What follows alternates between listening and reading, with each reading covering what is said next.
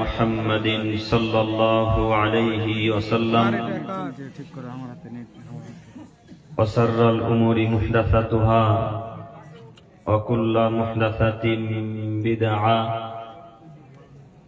وكل بدعة ضلالة وكل ضلالة في النار. أعوذ بالله من الشيطان الرجيم.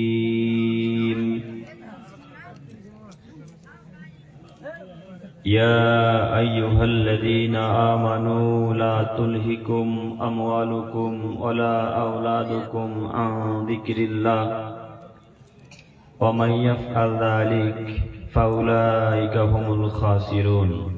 الآية.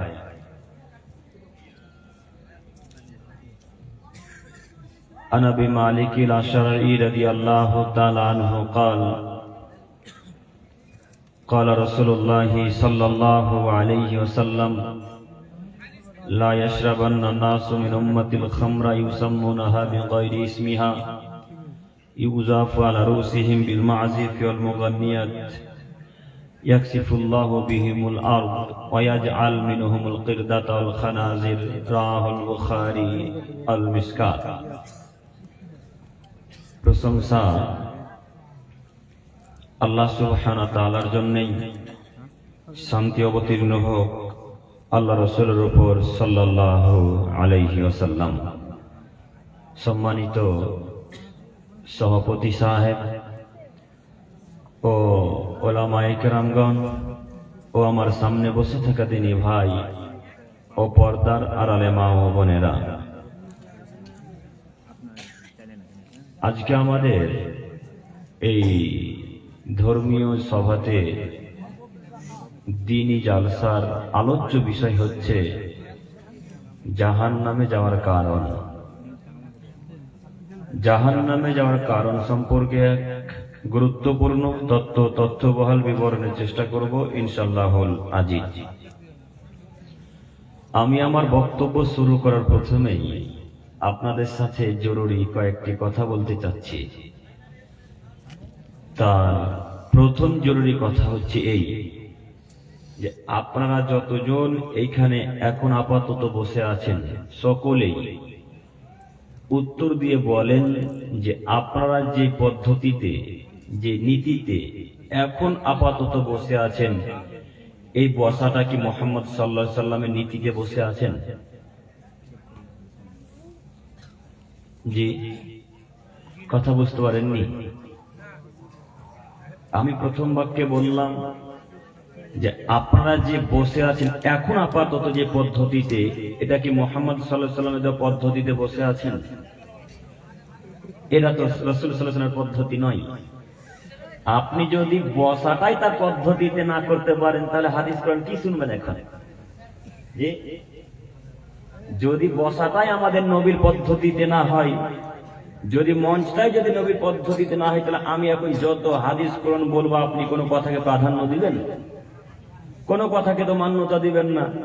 অতএব আগে বসা শিখতে হবে তার পদ্ধতিতে, তার নীতিতে। এই যে ভাইরা, এই আপনাদেরকে বলছি, আপনার কথা বুঝেননি? আপনারা ওইখানে কেন? এতগুলা মানুষ সামনে আর আপনারা পিছনে, আর আপনাদেরকে আবার দাওয়াত দিব আমি, না কেমন কথা? জি, বাইরে এতক্ষণ তো ঘুরলেন, এখন দাঁড়িয়ে থাকতে হবে? থাকবেন তো 1 ঘন্টা বা আধা ঘন্টা, এরপরেও এতবার করে আপনাদেরকে কাকুতি মিনতি করে ডাকা লাগবে কেন? ডাকতে হচ্ছে এই জন্য, এটা ইসলামিক সভা, তাই না? ডাকতে হচ্ছে এই জন্য, এটা ধর্মীয় সভা। তাই আজকে যদি এই ঝাড়খণ্ডে কোনো গান বাজনার সভা হতো, বা আপনাদের এই এলাকার কোন হিজড়াকে যদি আজকে নিয়ে আসতো উদ্ভর মানুষ, তাহলে উদ্ভর কোন যুবক যুবতী আজকে বাড়িতে বা বাজারে ঘুরতো না, সবাই আজকে এই স্থানে থাকতো। কথা বুঝতে পারেন না মনে হয়? হ্যাঁ, মেলা। এই যে মেলা হলো কিছুদিন আগে, তো হাজার হাজার লোক। মেলা তো ছেড়ে দিন, মেলাতে তো লোক যাবে, ইহুদি খ্রিস্টান বৌদ্ধ সাঁওতালরাও যায়, ও কথা আমি বলতে গেলাম না। আমি বলতে চাচ্ছি আজকে এই উদ্ভবে যদি আপনাদের এই হরিশ্চন্দ্রপুর বলেন, মালদা বলেন, মুর্শিদাবাদ বলেন, আর আমাদের ফারাক্কা বলেন, জঙ্গিপুর বলেন, আর আপনাদের কাটিহার বলেন, এই এলাকার যারা অশিক্ষিত ইউটিউবার, যারা বেহায়া নোংরা ইউটিউবার, যারা দিন রাত গান বাজনা বাজায়, যারা দিন রাত ডান্স করে, এইরকম ইউটিউবার শফিকের মতো ছেলে যদি আজকে এই জায়গাতে আসতো, তো আজকে একটা লোক বাইরে থাকতো। জি, শফিককে চিনতে পারলেন না? সবাই চিনে, দেখেন শফিককে সবাই চিনে, কিন্তু মোহাম্মদ সাল্লাল্লাহু আলাইহি ওয়াসাল্লামের নাম শুনলে সাল্লাল্লাহু আলাইহি ওয়াসাল্লাম বলতে এটা জানে না। শফিকের ব্যাপারে সবকিছু জানে। তো আজকে যদি নদিয়া জেলার ওই ছেলেটা আসতো, অশিক্ষিত বেহায়া অসভ্য জেনাখোর ছেলেটা যদি আজকে আসতো, তাহলে হাজার হাজার মানুষ আজকে এই এলাকাতে থাকতো, কেউ আজকে বাড়িতে বাজারে ঘুরতো না। কথা বুঝেননি? কথা বুঝতে পারছেন ভাই আপনারা? এটা ধর্মীয় সভা, তাই আপনাকে বারবার আমাকে আদেশ করতে হচ্ছে, অনুরোধ করতে হচ্ছে যে সামনে এগিয়ে আসেন। যদি আজকে গান বাজনা সভা হতো, এই জায়গাটা পর্যন্ত পূর্ণ থাকতো। আজকে এই জায়গাটা পর্যন্ত এখানে পরিপূর্ণ লোক থাকতো, কেউ বাইরে ঘুরতো না, সবাই থাকতো। বুঝাবো কেমন করে? ধর্মীয় সভাতে তো লোক আসতে চায় না, লোক পিছনে দাঁড়িয়ে থাকে। যদি বক্তাদের বক্তা শুনতে ভালো লাগে তো একটু গিয়ে বসবো, আর যদি ভালো না লাগে তো ওখান থেকে লুঙ্গি তুলে বাড়ি চলে আসবো। এই জন্য পিছনে দাঁড়িয়ে থাকে। একটু ভালো লাগলে বসে গেলাম, না ভালো লাগলে বাড়ি চলে গেলাম। সামনের দিকে বসলে বক্তাদের চোখে নজরে লাগবে, তখন উঠলে তো বকবে। হ্যাঁ, তাই সামনে আসছেন না। তো আমি তো আপনার দিদি ভাই, আমি আপনার ছেলের মতো, আমি আপনার নাতিপোতার মতো। আপনি এইভাবে দূরে দূরে আমার কাছ থেকে থাকছেন কেন? আমি তো বুঝতে পারলাম না।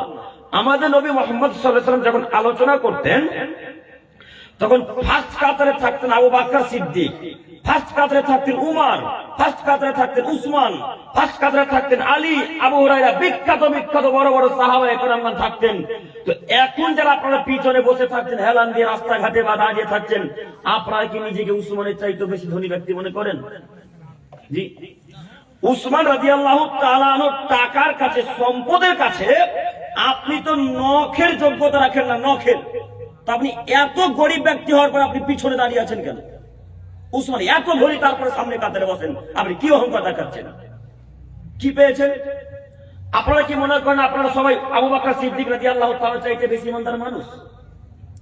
নবীদের পরে সবথেকে ইমানদার মানুষ হলেন আবু বকর সিদ্দিক। এত বড় দামি মানুষ, এত বড় মানুষ, তারপরে আমাদের নবী যখন আলোচনা করতেন, হাদিস পড়ে বলতেন, তখন আবু বকর ফার্স্ট কাতারে আছেন, সামনে আছেন। বলো আপনারা কি আবু বকর চাইতে ইমানদার ব্যক্তি? কেন পিছনে, কেন বাইরে, কেন রাস্তাঘাটে? এখন পর্যন্ত ওইখানে লাইন দিয়ে দাঁড়িয়ে থাকতে হবে, জড়িয়ে লাপিত করে। একটু লজ্জা থাকা উচিত, একটু হায়া থাকা উচিত, একটু ইতস্তত থাকা উচিত, বোধগম্য থাকা উচিত। উমারের মতো মানুষ ফার্স্ট কাতারে বসতে পারে? আল্লাহ নবী বলছেন, উমার তুমি যে রাস্তা দিয়ে চলো সে রাস্তা দিয়ে শয়তান চলে না। উমার তুমি যে রাস্তা দিয়ে যাও সে রাস্তা দিয়ে শয়তান যায় না। উমার এত বড় মানুষ, উমার এত দামি মানুষ, উমার এত বড় মানুষ, উমার যে রাস্তা দিয়ে যায় সে রাস্তা দিয়ে শয়তান চলে না। এত দামি ব্যক্তি রাসূলের সামনে বসে হাদিস পড়ে শুনতে পারেন। আপনি অশিক্ষিত বাচ্চা, অশিক্ষিত এখন রাস্তা দিয়ে ঘুরে বেড়াচ্ছেন। আপনি বেহায়া বাচ্চা, বেহায়া এখন পর্যন্ত বাইরে দাঁড়িয়ে আছেন।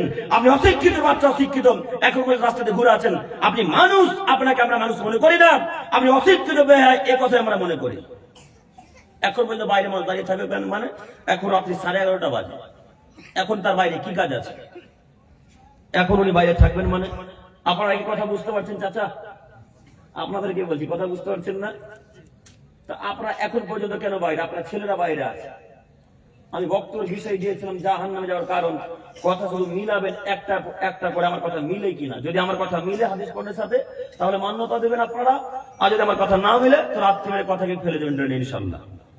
ইনশাল্লাহ কথা বলেন, কথা বলেন ইনশাল্লাহ। ইনশাল্লাহ। 1 2, আমি যতক্ষণ কথা বলবো আপনারা একটু আমার সাথে কথা বলবেন ইনশাল্লাহ। মাথায় থাকবে না? ইনশাল্লাহ। 3, আমি কথা বলতে গিয়ে হক কথা আসবে, এর মাঝে আর আপনার পার্সোনাল কথা আসবে। যদি হক কথা চলে আসে, তখন লুঙ্গি তুলে বাড়ি চলে যাবেন না, তো থাকবেন ইনশাল্লাহ। তিতা লাগলে একটু বসে যাবেন, মিঠা লাগলে একটু বসে থাকবেন। আপনার বিপক্ষে যদি কথা চলে যায়, রাগ দেখে যাবেন ইনশাল্লাহ। উঠে গিয়ে সমাজের বিশৃঙ্খলা সৃষ্টি করবেন না সবার অন্তত, ইনশাল্লাহ। ইনশাল্লাহ। তিতা লাগলে একটু বসেন, মিঠা লাগলে একটু বসেন, অন্তত শেষ করে যাবো 1 ঘন্টা 1 ঘন্টা যতক্ষণ থাকি, ইনশাল্লাহ। ইনশাল্লাহ। সম্মানিত উপস্থিতি, আমরা আলোচনার বিষয় দিয়েছিলাম জাহান্নামে যাওয়ার কারণ। আমি আপনাকে কটা জাহান্নামে যাওয়ার কারণ দেখাবো? কটা জাহান্নামে যাওয়ার কারণ দেখাবো বলেন? একটা করে যদি বলতে শুরু করি তো ফজর পার হয়ে যাবে, জাহান্নামে যাওয়ার কারণ শেষ হবে না। দেখি আল্লাহ কতদূর আমাদেরকে বলাই। তার একটি কারণ হচ্ছে আপনার স্ত্রী আর আপনার কন্যাকে বেহায়া, নোংরা, পতিদলের, বেশ্যালের মহিলাদের মতো আজকে বাজারে ঘুরে বেরিয়েছে। আপনার জাহান্নামে যাওয়ার কারণ আপনার কন্যা এখন পর্যন্ত ওইখানে একটা দেখলাম মসজিদের পাশে একটা লোক পুতুল বেচছে। পুতুল দেখতে পাননি? কি বেচছে লোকটা? মুবারক নাকি? নাম বলতে হবে না। কেউ তো বেচছে, কথা বলে না, কেউ বেচছে। আচ্ছা আপনারা সবাই বলেন তো, ধর মানুষ পুতুল ক্রয় বিক্রয় হালাল না হারাম? শেখ হারাম। তো আপনাদের কারণ মাথাতে ছিল যে পুতুল দোকান অন্তত বসতে দেওয়া যাবে না। ঝুড়ি জিলাপির দোকান দিয়েছেন, আমরা কোনোদিন বিরোধিতা, আমরা সব দোকানের বিরোধিতা করি। তো আমি আপনার ঝুড়ি জিলাপির বিরুদ্ধে এখন বলতে চাচ্ছি না। আমি আপনাকে বলতে চাচ্ছি যে ওই মূর্তির কথা আমি দোকানের বিরুদ্ধে কথাই বলতামই না। দেখলাম জুতাটা পড়তে পড়তে শুটা পড়ছেন, তখন দেখলাম মূর্তি লোকটা বিক্রি করছে। তো আপনারা জানেন না, আমাদের নবী মুহাম্মদ সাল্লাল্লাহু আলাইহি সাল্লাম কাবা ঘরের ভেতরে ঢুকলেন, প্রবেশ করলেন। প্রবেশ করতে আল্লাহ নবী দেখলেন কাবা ঘরের চতুর্দিকে 360টি মূর্তিকে খুব সুন্দর করে সাজিয়ে রাখা আছে। তো রাসূলের হাতে ছিল একটা লাঠি। লাঠি নিয়ে আল্লাহ নবী সমস্ত মূর্তিগুলোকে ভেঙে খান খান করে দিলেন। সমস্ত মূর্তিগুলোকে ভেঙে চূর্ণ বিচূর্ণ করে দিলেন। সমস্ত মূর্তিগুলোকে লাঠি দিয়ে ভেঙে খান খান করে দেওয়ার পর বললেন, জাল হক এসেছে সত্য, অজাকাল বাতিল চলে গেছে মিথ্যা, ইন্নাল বাতিল নিশ্চয় মিথ্যা, কানা জাহুকা চিরদিন মিথ্যা। এই বলে সব মূর্তিকে ভেঙে লাঠি দিয়ে চূর্ণ বিচূর্ণ করে দিলেন। ভেঙে দেওয়ার পর আলীকে বললেন, আলী লা তাদু তিমসান ইল্লা তামাস্তাহু ওয়া কাবরান মুসরাফান ইল্লা সাওয়াইতাহু। আলী শোনো, আরবের বুকে, মদিনার বুকে, মক্কার বুকে যত উঁচু উঁচু কবর আছে, যত ছবি মূর্তি আছে, সবকে ভেঙে খান খান করে দাও, সবকে মাটির সাথে গুড়িয়ে দাও, মিশিয়ে দাও। আলী সব মূর্তিকে ভেঙে চূর্ণ বিচূর্ণ করে দাও। মুহাম্মদ সাল্লাল্লাহু আলাইহি ওয়াসাল্লামের কথা শুনে আলী রাদিয়াল্লাহু তাআলা আনহু সব মূর্তিকে চূর্ণ বিচূর্ণ করে দিলেন। আমাদের নবী মূর্তি ভাঙতে পারেন, ইব্রাহিম আলাইহিস সালাম মূর্তি ভাঙতে পারেন, আরে আলী রাদিয়াল্লাহু তাআলা মূর্তি ভাঙতে পারেন। আপনি কি কাপুরুষ? আপনি কি বেহায়া মানুষ? আপনার শরীরে কি রক্ত নাই? যাতে সবই পুজ, নিজে কি মানুষ মনে করেন না? ধর্মীয় সভা নাম দিয়েছেন, ইসলামিক সভা নাম দিয়েছেন। এই ধর্মীয় সভাতে পুতুল মূর্তি বিক্রি হবে মানে কিভাবে হতে পারে? একটা ইসলামিক সভায়, ধর্মীয় স্থানে পুতুল বিক্রয় করে কথাই আসতে পারে না। বসা তো বহু দূরের কথা, বিক্রি করা তো বহু দূরের কথা। আপনি কেন বসতে দিলেন আমি তো বুঝতে পারলাম না। আপনাকে অনুরোধ জানাচ্ছি, কথা খারাপ নিয়েন না। আমি আব্দুল করিম আবুল ইসলাম, আমি আপনার ছেলের মতো, আমি আব্দুল করিম যতক্ষণ ইস্টের চেয়ারের উপর থাকবো ইনশাআল্লাহ একটা বাক্য করার এবং হাদিসের বাইরে পাবেন না ইনশাআল্লাহ। যদি যাই সঙ্গে সঙ্গে ধরিয়ে দেবেন। আমি প্রস্তুতি গ্রহণ করা আছি শুধরানোর জন্য, আমি পরিবর্তন আনবো ইনশাআল্লাহ। তবে আমার কথা যদি কোরআন হাদিস এবং কোরআন হাদিসের বাইরে না যায়, আপনাদের উদ্ধর মানুষকে সকলকে একেবারে সঙ্গে সঙ্গে মেনে নিতে হবে ইনশাআল্লাহ। পারবেন ইনশাআল্লাহ? তো এখন পর্যন্ত যে লোকটা মূর্তি বিক্রি করেছে, একজন বিরোধিতা করেছেন না? আলহামদুলিল্লাহ। আপনাদের করা উচিত, মূর্তি অন্তত বিক্রি করবে না। বিক্রি করুক না, ফুল টুল এখন করুক। আপনারা বলছেন যে না বসলে লোক আসে না, তার মানে আপনার তাকদীরকে বিশ্বাস করেন না, তার মানে ভাগ্যকে বিশ্বাস করেন না, তাই না শেখ? তার মানে ভাগ্যকে আপনারা অস্বীকার করেন। ভাগ্যকে অস্বীকার করলে তো মুসলমান হওয়া যায় না। আমি দেখাতে চাচ্ছিলাম জাহান্নামে যাওয়ার কারণ। এটা বর্তমান সব থেকে বড় জাহান্নামে যাওয়ার কারণ। আল্লাহ নবী বলছেন শিরক, ছবি মূর্তি হচ্ছে শিরকের উৎস, মূর্তি হচ্ছে শিরকের উৎস, ছবি মূর্তি হচ্ছে শিরকের উৎস। আচ্ছা, আজকে যদি এই লোকটার কাছ থেকে 2টা ছেলে বা 2টা মেয়ে পুতুল ক্রয় করে, এই পুতুলটা বাড়িতে যতদিন থাকবে, ওই 2 ছেলে মেয়ের বাড়ির লোকের যত পাপ হবে, যে লোকটা বিক্রি করেছে এই লোকটার একাই তত পাপ হবে।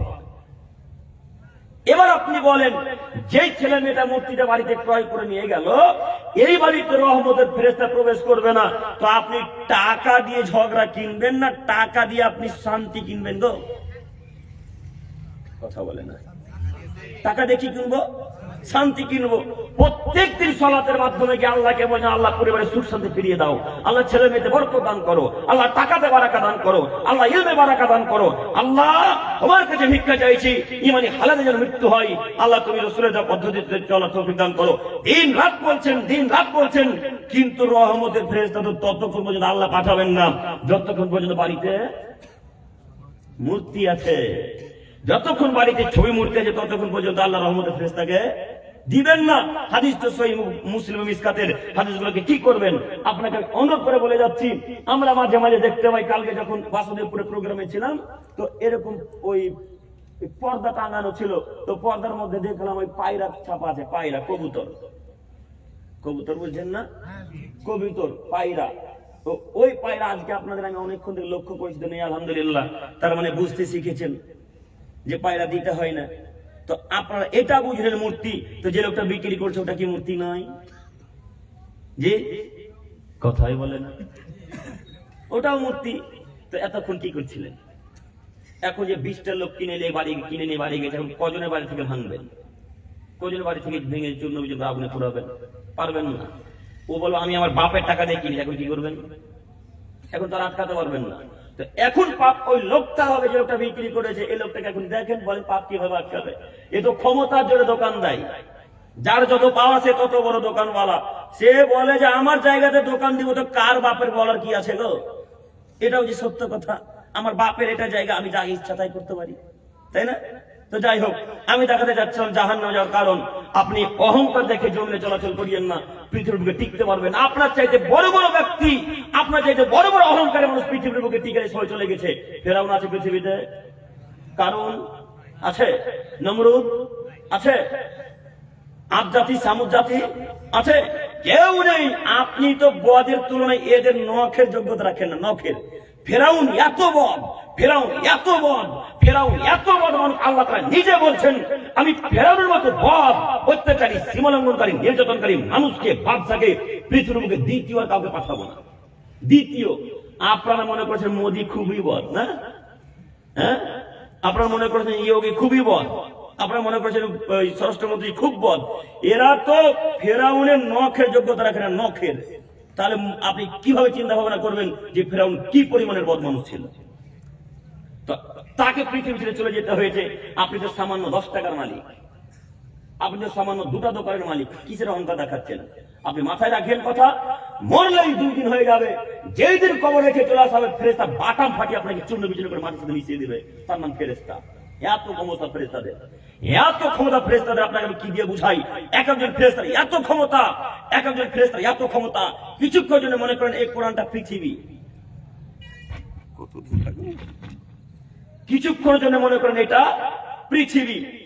এই পৃথিবীটাকে একজন ফেরেশতা এইভাবে তুলে আছাড় দিয়ে আরেকদিকে উল্টে দিতে পারে, তার নাম ফেরেশতা। এত ক্ষমতা এক একজন ফেরেশতার। এই ফেরেশতা হাতুড়ি দিয়ে ওই লোকটাকে পিটাবে যে লোকটা মূর্তি ক্রয় বিক্রয় করে, মূর্তির ব্যবস্থা করে, যে লোকটা হারাম কাজকর্ম করে। আপনাকে কি দিয়ে বোঝাবো জাহান্নামের কত কঠিন শাস্তি, কবরের শাস্তি? আপনি মনে করেছেন মরলে দেখা যাবে যা হবে, তাই না? তাই তো অহংকার দেখে বিক্রয় করছেন, করেন। আমি আপনাকে আনিষেধ করতে আসিনি। আমি বলতে চাচ্ছি, যদি শরীরে এতটুকু ঈমান থাকে, রক্ত যদি এতটুকু থাকে, তাহলে আজকে এখানে তওবা করবো যে আজকের পর থেকে করেন অন্তত জালসাতে বা কোন স্থানে মূর্তি ক্রয় বিক্রয় করবো না ইনশাআল্লাহ। আল্লাহ তুমি উদ্ধার মানুষকে কবুল করো, সকলে বলি আমিন।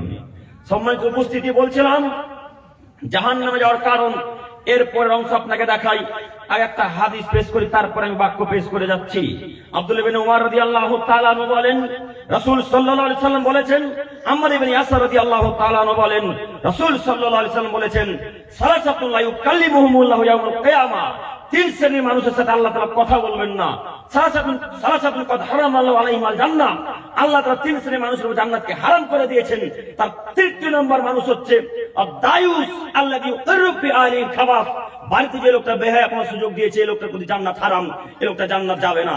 সম্মানিত মুরব্বি সাহেব, আপনি 5 ওয়াক্তের মুসল্লি, 5 ওয়াক্ত সালাত আদায় করেন, কিন্তু পরিবারকে আপনি কন্ট্রোল করতে পারেননি। আপনি মাঝে মাঝে তাহাজ্জুদ পড়েন, নফল সালাত আদায় করেন, নফল সিয়ামও রাখেন, কিন্তু আপনার স্ত্রী বিনা বোরখায় মাথায় কাপড় দিয়ে ওই আপনার বারহারোয়া বাজারে যায়, বিনা মাথায় কাপড় দিয়ে বারহারোয়া স্টেশনে যায়, বিনা মাথায় কাপড় দিয়ে 3 পাহাড় ঘুরতে যায়।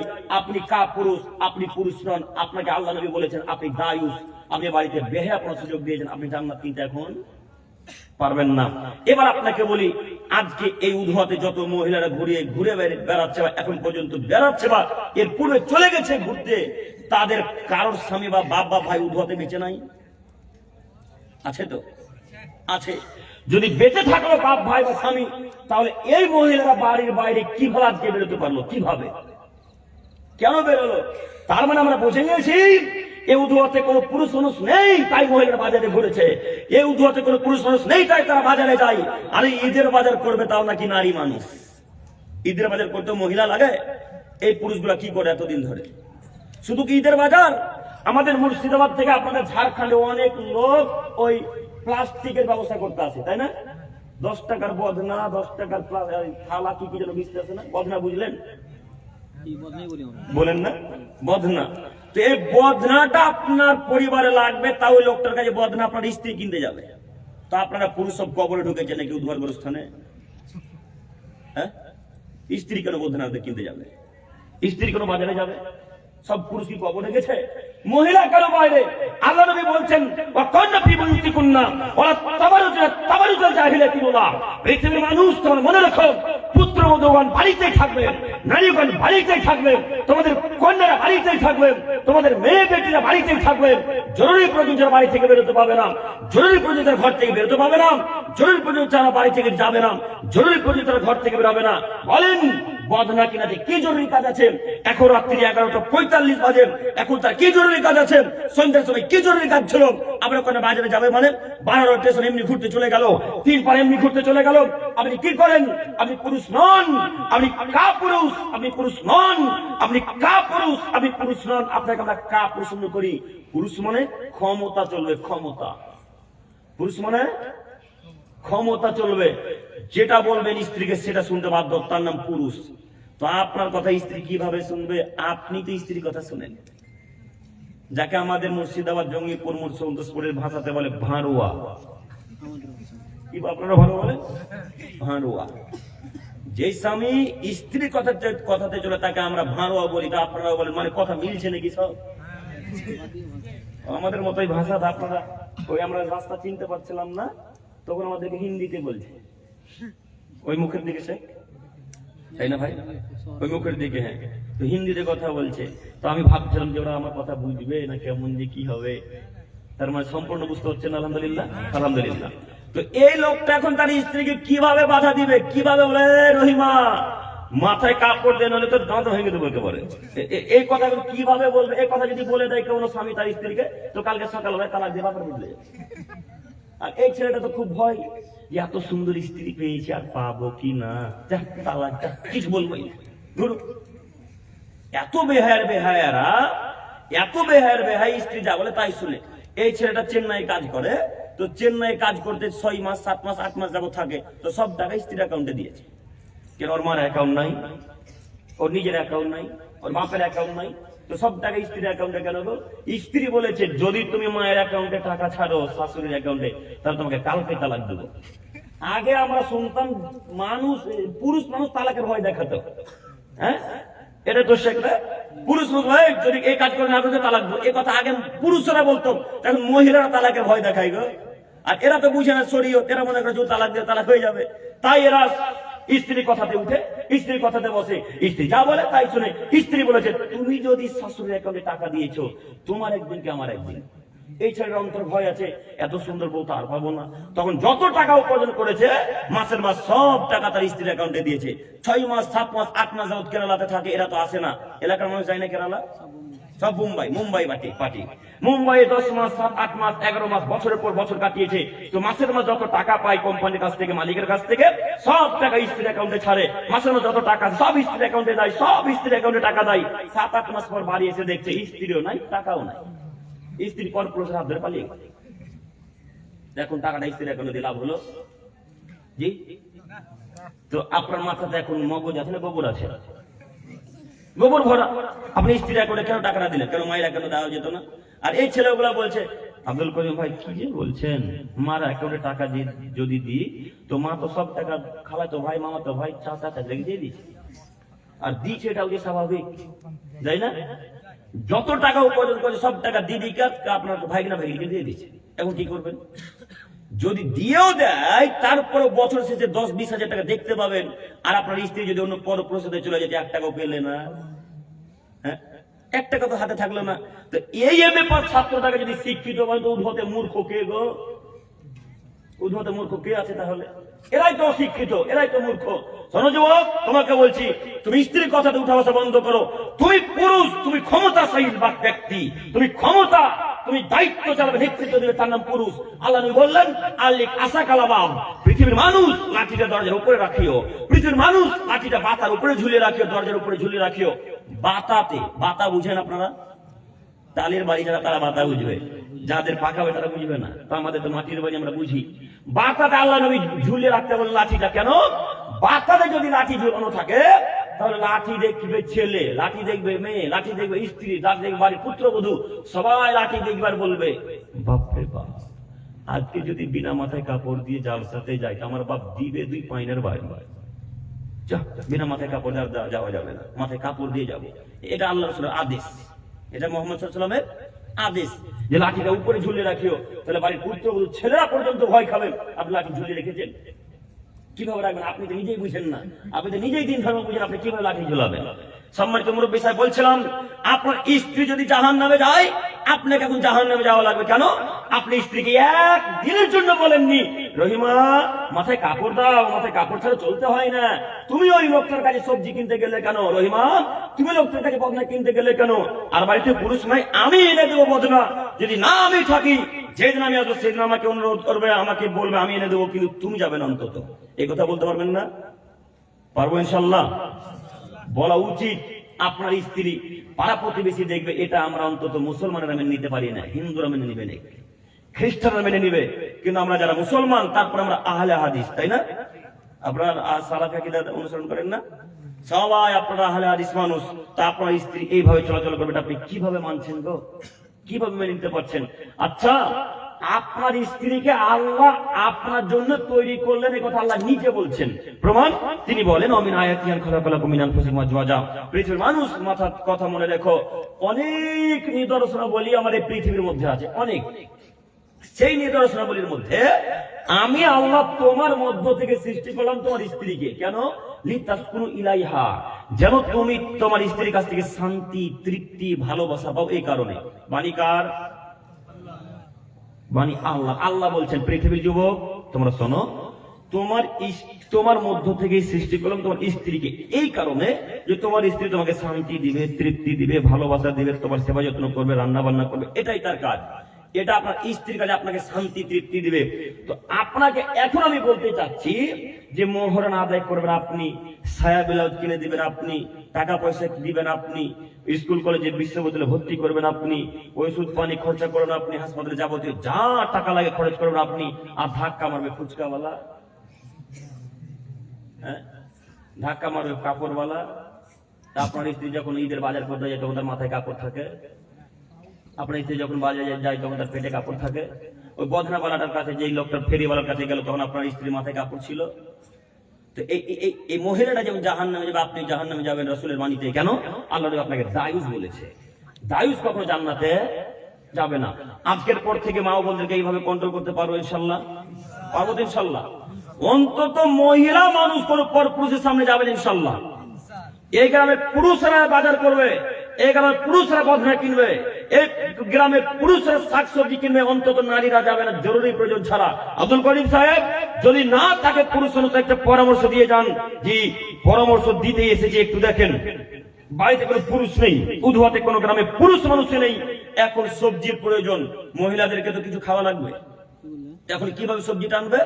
সবজিটা আনতে যাবে এইভাবে, মহিলাটা পরিপূর্ণ চাদর দিয়ে মুখমণ্ডলকে ঢাকবে, বক্ষস্থলকে, পিঠকে, পেটকে, গলাকে ঢাকবে, এই ললাটাকে ঢাকবে।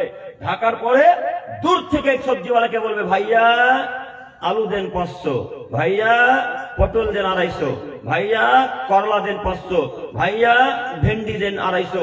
এইভাবে দূর থেকে আপনারা মা বলবে, আপনারা সবজিওয়ালার আলু, পটল, ঝিঙে লেড়ে কেটে নিতে পারবে না। কথা বুঝেননি? তো আপনার মায়ের অভ্যাস এত খারাপ, আপনার মা ভেন্ডি গুলাকে কিনবে তো ভেন্ডির প্রত্যেকটা আগালকে ভেঙে ভেঙে কিনে। ভেন্ডি বলেন না, রাম পটল, ভেন্ডি। তো আপনার মা ভেন্ডির আগালগুলোকে ভেঙে ভেঙে নিল। তো আপনার মাকে এখন কিয়ামতের মাঠে লোকটাকে লিখে দিতে বলিয়েন তো, যে সবজিওয়ালাটা বিক্রি করতে এসেছে ওই সবজিওয়ালাকে আপনার মা লিখে দিতে পারবে কিয়ামতের মাঠে? কেন বলেন তো? আপনার মা সবজিওয়ালার উপর অত্যাচার করলো। কিভাবে? আমি এই ভেন্ডিটা 10 কিলো উধুয়া বাজার থেকে এই গ্রামে বিক্রি করতে এসেছি। তো আমি যখন ওইখানে ক্রয় করি তখন ওই লোকটা কি আগালগুলোকে ভাঙার পর ওজন করে আমাকে দিয়েছিল, না আগাল সহ ওজন করে আমাকে দিয়েছিল? জি, আগাল সহ আমাকে ওজন করে দিয়েছিল। তো আপনি যদি এখন 1 কিলো ভেন্ডি নেন, প্রত্যেকটার আগালকে যদি ভেঙে ভেঙে নেন, তো আমার ওজন কমলো না বাড়লো? কমলো। এখন আপনার মাকে নিয়ে দিতে হবে কিয়ামতের মাঠে। ভেন্ডি বুড়া হোক, জালি হোক, পচা হোক, থোড়া হোক, যা হোক না কেন, যা তুলে দিবে তাই নিতে হবে। আপনি আগাল ভেঙে নিতে পারবেন ইনশাল্লাহ, মাথায় থাকবে না? যদি পচা থাকে তো আপনি পরিবর্তন করে দিতে পারেন, সেটা ভিন্ন বিষয়। পচা থাকলে ঘুরিয়ে দেবে, সেটা আলাদা বিষয়, কিন্তু আগাল ভেঙে ভেঙে দিবেন ইনশাল্লাহ, ইনশাল্লাহ। আর এই এলাকার পুরুষদের স্বভাব নাই মরিচ চুরি করা। এই এলাকার মানুষরা মরিচ চুরি করে করে না? না দেখবেন করে কিনা? না তো বলে দিচ্ছেন খুব সহজেই। দেখবেন করে কিনা? দেখাচ্ছি, দেখেন। আমি সবজিওয়ালা মানুষ, তো আমার কাছ থেকে আপনার বাপ 100 গ্রাম লঙ্কা নিবে, মরিচ নিবে।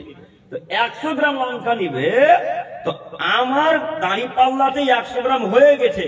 তারপর আপনার বাপ বলছে দুটা দে ভাই, দুটা দে ভাই, দুটা দে ভাই, দুটা দে করতে করতে করতে হাতে 4-5টা থেকে গেল। এই 4-5টা কিন্তু আমার ঝাঁঝরিতে রাখলো না, এই 4-5টা হাতে করে বাড়ি চলে গেল। তারপর বাপ এখন চোর নয়? কথা বলে না? আপনাদের এলাকার মানুষ এভাবে লঙ্কা নেয় না? আমরা তো বাজার করি, আমরা বুঝি। আপনার বাপকে বলিয়েন সবজিওয়ালাকে লঙ্কা নিয়ে কি কিয়ামতের মাঠে দিয়ে দিতে হবে, এর নাম শরীয়ত। আপনাকে আমি কত বিধান দেখাবো? আপনাকে দেখাচ্ছিলাম জাহান্নামে যাওয়ার কারণ। যে কোনো বললে মহিলাদেরকে কন্ট্রোল করতে হবে। রাসূল সাল্লাল্লাহু আলাইহি ওয়াসাল্লাম বলেন 3 শ্রেণীর মানুষের উপর জান্নাত হারাম। তার 3টি শ্রেণীর মানুষ হচ্ছে দায়ুস আল্লাযী তাররুফি আলিল খাবাস। বাড়িতে যে লোকটা বেহায়া আপনার সুযোগ দিল, আপনার স্ত্রী আজকে বেহায়ে চলাচল করেছে, আপনি দায়ুস। আপনার কন্যা আজকে বিনা মাথায় কাপড়ে চলাচল করেছে, আপনি দায়ুস। আপনার কন্যা আজকে বাজারে গেছে, আপনি দায়ুস। আপনার কন্যা জিন্সের প্যান্ট পরে ঘুরেছে, আপনি দায়ুস। আপনার কন্যা জিন্সের প্যান্ট পরে ঘুরেছে, আপনি দায়ুস। আপনার কন্যা পুরুষের জুতা স্যান্ডেল পরেছে, আপনি দায়ুস। আপনার কন্যা পুরুষের গেঞ্জি জামা পরেছে, আপনি দায়ুস। মাথায় রাখা ভালো হবে। আপনার কন্যা পিএইচডি করছেন, মাথায় কথা রাখা ভালো হবে। আপনার কন্যা বিএড করে, মাথায় কথা রাখা ভালো হবে। আপনার কন্যা এইচএস পড়ে, আপনার কন্যাটা এই উধুয়া থেকে ফারাক্কা টিউশন পড়তে গেছে। কোথায়? ফারাক্কা। আপনাদের উধুয়াতে এত শিক্ষিত মানুষ নাই যে এখানে পিএইচডি ক্লাস করাবে। ফারাক্কাতে যারা শিক্ষিত মানুষ আছে তারা ওইখানে পিএইচডি ক্লাস করায়। তাই আপনার মেয়েকে ফারাক্কাতে, ওই ফারাক্কাতে প্রাইভেট দিয়েছেন, ফারাক্কাতে টিউশন দিয়েছেন। আপনার মেয়ে তো স্ট্যান্ডার্ড মহিলা, যখন বাড়ি থেকে বের হয় তখন আপনার মহিলা জিন্সের প্যান্ট পরে বের হয়। আপনার মেয়ে যখন বাড়ি থেকে যায় তখন পুরুষদের জুতা, পুরুষদের জামা প্যান্ট পরে যায়। আপনার মেয়ে যখন বাড়ি থেকে যায় তখন ছোট লিপস্টিক লাগিয়ে যায়। আপনার মেয়ে যখন বাড়ি থেকে যায় তখন ভুরু শেভ করে যায়। আপনার মেয়ে যখন বাড়ি থেকে যায় তখন বুকের ওনাকে ফেলে দিয়ে ঢং ঢং ঢং ঢং করতে করতে করতে আপনার চোখের সামনে দিয়ে চলে যায়। আপনি দেখতে পান না? আপনি কেন আটকালেন না? আপনার মেয়ে যে পিএইচডি করছে, খুব উন্নত মানের উচ্চতর মানের শিক্ষা অর্জন করছে, তা আপনার মেয়ে তো জিন্সের প্যান্ট পরতে পারে না।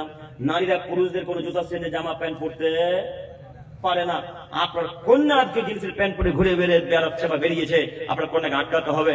ওই মহিলা জাহান্নামে যাবে যেমন আল্লাহ নবী বলছেন, তার বাপও জাহান্নামে যাবে তেমন। কেন? তার বাপ বলতে পারলো না, রহিমা জিন্সের প্যান্ট পরতে হয় না বেটি, খুলে ফেল। ছি ছি ছি ছি ছি ছি ছি বেটি, খুল খুল খুল বেটি খুল।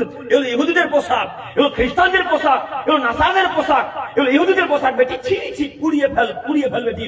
এগুলো অন্তত মুসলমানের বাচ্চা যারা তারা পড়বে না। এ কথা মুসলমানের বাচ্চা বলতে পারে, যারা অন্তত নিজেকে মুসলমান দাবি করে তারা বলতে পারে।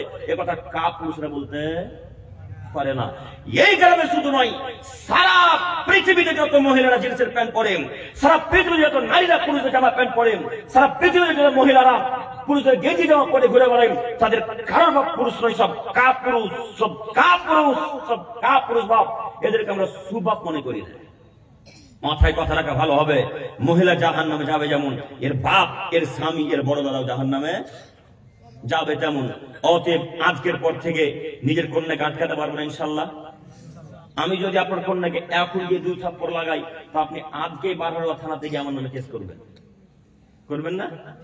তো আমি তো আপনার মেয়েকে থাপ্পড় মারতে আসিনি, আমি আপনার মেয়েকে আপনাকে উপদেশমূলক কথা বলতে এসেছি। কথা মানলে মানবেন, না মানলে না মানবেন, এতটুকু। আমি মারতে পারেন, আপনি মারতে পারেন, আপনি বাপ, আপনাকে কেউ কিছু বলতে পারেন। নিজের কন্যা আপনি যা ইচ্ছা তাই করতে পারেন। অতএব আপনাকে আল্লাহ জিজ্ঞাসা করবে, আপনি কথা মাথায় রাখেন। আল্লাহ নেই বলেন, আল্লাহ কুল্লুকুম রাইন। পৃথিবীর মানুষ তোমরা মনে রেখো, প্রত্যেকটা দায়িত্বশীল তোমার সাবধান। আল্লাহ তাআলা কিয়ামতের মাঠে প্রত্যেকটা দায়িত্বশীল ব্যক্তিকে জিজ্ঞাসা করবে। সেই দিন যদি আল্লাহ বলে, ও মুরব্বী সাহেব, আপনার কন্যা জিন্সের প্যান্ট পরে ঘুরছিল, আপনি কি করছিলেন? ও আব্দুল করিম সাহেব, আপনার স্ত্রী জিন্সের প্যান্ট রাস্তাতে চলাচল করছে, আপনি কি করছিলেন? ও আব্দুর রহমান সাহেব, আপনার কন্যা টপ গেঞ্জি পরে টপ জামা পরে ঘুরে বেড়াচ্ছে, আপনি কি করছিলেন?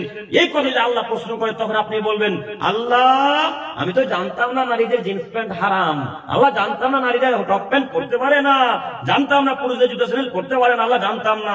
এই কথা আল্লাহকে যখনই বলবেন, তখন আল্লাহ বলবেন, কাযাবতা মুরব্বী সাহেব, আপনি মিথ্যা কথা বলছেন। কাযাবতা আব্দুল করিম সাহেব, আপনি মিথ্যা কথা বলছেন। কেন? সাইয়েদ আব্দুল করিম আল ইসলাম এসে বলেনি উদুয়াতে যে নারীরা অন্তত জিন্সের প্যান্ট পুরুষদের জামা প্যান্ট স্যান্ডেল পরতে পারে না, এ কথা বলেনি। তখন আপনি বলবেন, নাম নাম নাম, হ্যাঁ আল্লাহ বলেছিল, আব্দুল করিম ভাই বলেছিল, আব্দুল করিম ভাই বলেছিল, কিন্তু তার কথাকে আমরা মিথ্যা মনে করেছিলাম। তখন আল্লাহ বলবে, যাও এখন বাপ বেটি একসাথে জাহান্নামে যাও। তখন কি করবেন? চাচা কথা বুঝতে পারেন না? আপনার কন্যা আজকের পর থেকে ওই আটো সাটো পায়জামা আর পড়বেন ইনশাল্লাহ। কি নাম ওটার গো? কি নাম? না না, লেগিংস, লেগিংস না কি বলে? একেবারে টাইট ফিটিং থাকে না গো, লেগিংস না জেগিংস না কি বলে যে? না জিন্স প্যান্ট, লেগিংস না জিন্স প্যান্ট বলে, লেগিংস প্যান্ট বলে মনে হয় না ভাই? চুস পায়জামা বলে, লেগিংসও বলে, জেগিংসও বলে না? লেগিংস বলে। তা আপনার কন্যার উপর মোটা নিচ মিহি সব বুঝা যাচ্ছে, আপনি কাপড় সব আটকালেন না কেন? আটকালেন না কেন? বেহায়া কোথাকার! আপনার মেয়েকে দেখে যখন বাজে কমেন্ট করেছে উদ্ধত ছেলে, তখন আপনার রক্ত ফুটেছে? আপনার মেয়ে যখন ওই জিন্সের প্যান্ট পরে রাস্তায় বেরিয়েছে, তখন আপনার শরীরে কাঁটা লেগেছে? আপনার মেয়ে যখন সুন্দর করে সেজে গেছে, তখন উদ্ধত ছেলেরা বলেছে, দেখ রে আব্দুর রহমানের বেটি কত সুন্দর। তখন আপনার মেয়ে কান্নাকাটি করতে করতে করতে এসে আপনাকে বলছে, আব্বু অমুক ছেলেটা বাজে কমেন্ট করেছে, আব্বু অমুক ছেলেটা নোংরা কথা বলেছে। যেমন কথা বলা, তখন আপনার রক্ত টকবক টকবক টকবক করে ফুটতে শুরু করেছে। হ্যাঁ, আমার বেটিকে কে বলেছে রে? আমার বেটিকে কে এরকম বাজে কমেন্ট করতে পারে? চলো আমাকে কেটে ফেলে দেওয়ার জন্য নদীতে ভাসিয়ে দেবো। ও কাপুরুষের বাচ্চা, এখন কেন গায়ে রক্ত ফুটলো? গায়ে রক্ত ফুটলো তখন উচিত ছিল যখন আপনার কন্যা লেগিংস জেগিংস জিন্সের প্যান্ট পরে বাড়ি থেকে বেরোলো, তখন উচিত ছিল। আপনার মেয়ের প্রতি বাজে কমেন্ট করেছে, আলহামদুলিল্লাহ করেন। আপনার মেয়েকে নিয়ে গিয়ে রেপ করে মেরে ফেলেনি, তার জন্য আর একবার আলহামদুলিল্লাহ করেন। অশিক্ষিত কোথাকার! আপনি এমএ পাস ছাত্র, কে বলেছে? আপনি বিএড পাস ছাত্র, কে বলেছে? আপনি পিএইচডি পাস ছাত্র, কে বললো? আপনার বিদ্যাকে আমরা মূল্যায়ন করি না, আপনার বিদ্যাকে আমরা মূল্যায়ন করি না। যে বিদ্যা জিন্সের প্যান্টের মুখে লাথি মারতে পারে নারীদের জন্য, যে বিদ্যা পুরুষদের নারীদের জন্য লেগিংসের প্যান্টের মুখে লাথি মারতে পারে না, যে বিদ্যা নারীদের পর্দা করতে পারে না, যে বিদ্যা নারীদের হালাল হারাম পার্থক্য করতে পারে, এই বিদ্যাকে মাটির উপরে না রেখে উধুয়ার গোরস্থানে পুঁতে দেন, অনেক ভালো। এই বিদ্যা রেখে লাভ নেই। সম্মানিত মুরব্বী সাহেব, আপনাকে অনুরোধ করে যাচ্ছি, নীতি পরিবর্তন করেন। আপনার মেয়ে যদি জাহান্নামে যায়, আল্লাহ রাসূলের ভাষাতে, আল্লাহ নবীর বাণীতে, আল্লাহ নবীর বাক্য অনুযায়ী বোঝা যাচ্ছে, ওই মেয়ে যেমন জাহান্নামে, ওর বাপও তেমন জাহান্নামে যাবে। অতএব অনুরোধ রক্ষা করুন, আজকের পর থেকে অন্তত আমাদের মা বোন ভাই, মা বোন আত্মীয় স্বজন যারা অন্তত নারীরা, তারা জিন্সের প্যান্ট আর পরবেন ইনশাআল্লাহ। সবাই বলি ইনশাআল্লাহ। ইনশাল্লাহ বলবেন আপনারা? ইনশাল্লাহ। না মনে করেছে তুই যা বলবি বলবি, কাম করেছি তোর কথা শুনছি না, শুনিয়েন না, মরলে বুঝা যাবে। হ্যাঁ, মরলে বুঝা যাবে কত ধানে কত চাল। এখন আপনাকে বুঝাতে পারবো না, কেন? আপনার শরীরে এখন রক্ত টকবক টকবক টকবক করে ফুটছে। আপনার বয়স এখন 32 বছর, একবার ভরপুর জওয়ান, এখন যা ইচ্ছে তাই করতে পারেন। এখন যদি পাহাড় কেড়ে দিতে পারেন, পাহাড় কেড়ে দিতে পারবেন। যেদিন বিছানা থেকে উঠতে পারবে না, সেদিন বুঝবেন কি জিনিস, সেদিন বুঝা যাবে। অতএব নীতি পরিবর্তন করে আমি দেখাচ্ছিলাম জাহান্নামে যাওয়ার কারণ। এরপরে আয়াত মহান আল্লাহ তাআলা বলেন, ইয়া আইয়ুহাল্লাযীনা আমানু, হে পৃথিবীর ইমানদার মানব সম্প্রদায়, লা তুলহিকুম আমওয়ালুকুম ওয়ালা আওলাদুকুম আন যিকরিল্লাহ, তোমরা তোমাদের ধন সম্পদ পেয়ে, তোমরা তোমাদের ছেলে মেয়ে পেয়ে, তোমরা জমি জায়গায় টাকা পয়সা পেয়ে আমার জিকির অর্থাৎ সালাত নামাজ থেকে দূরে সরে যাও না। ওমাইয়া ফাযালিক, যদি তোমরা এমনটা করো, ফাউলাইকা হুমুল খাসিরুন, তাহলে তোমরা ক্ষতিগ্রস্তদের অন্তর্ভুক্ত হবে। অত্র আয়াতে চারটি বাক্য শেষ বাক্যের কথা বলতে চাচ্ছি। আল্লাহ তাআলা বললেন, পৃথিবীর মানুষ, তোমরা ছেলেদের পিছনে ছুটে, ধন দৌলতের পিছনে ছুটে, টাকা পয়সার পিছনে ছুটে ছুটে যদি সময় নষ্ট করে আমার সালাত অর্থাৎ জিকির থেকে যদি দূরে সরে যাও, তাহলে তোমরা ক্ষতিগ্রস্তদের অন্তর্ভুক্ত হবে। আপনাদের সকলের কাছে আমার প্রশ্ন, একটা সওয়াল আমি জানতে চাচ্ছি আপনাদের কাছ থেকে। আপনারা সকলে এক বাক্যে উত্তরে বলেন যে পথভ্রষ্ট কারা? যারা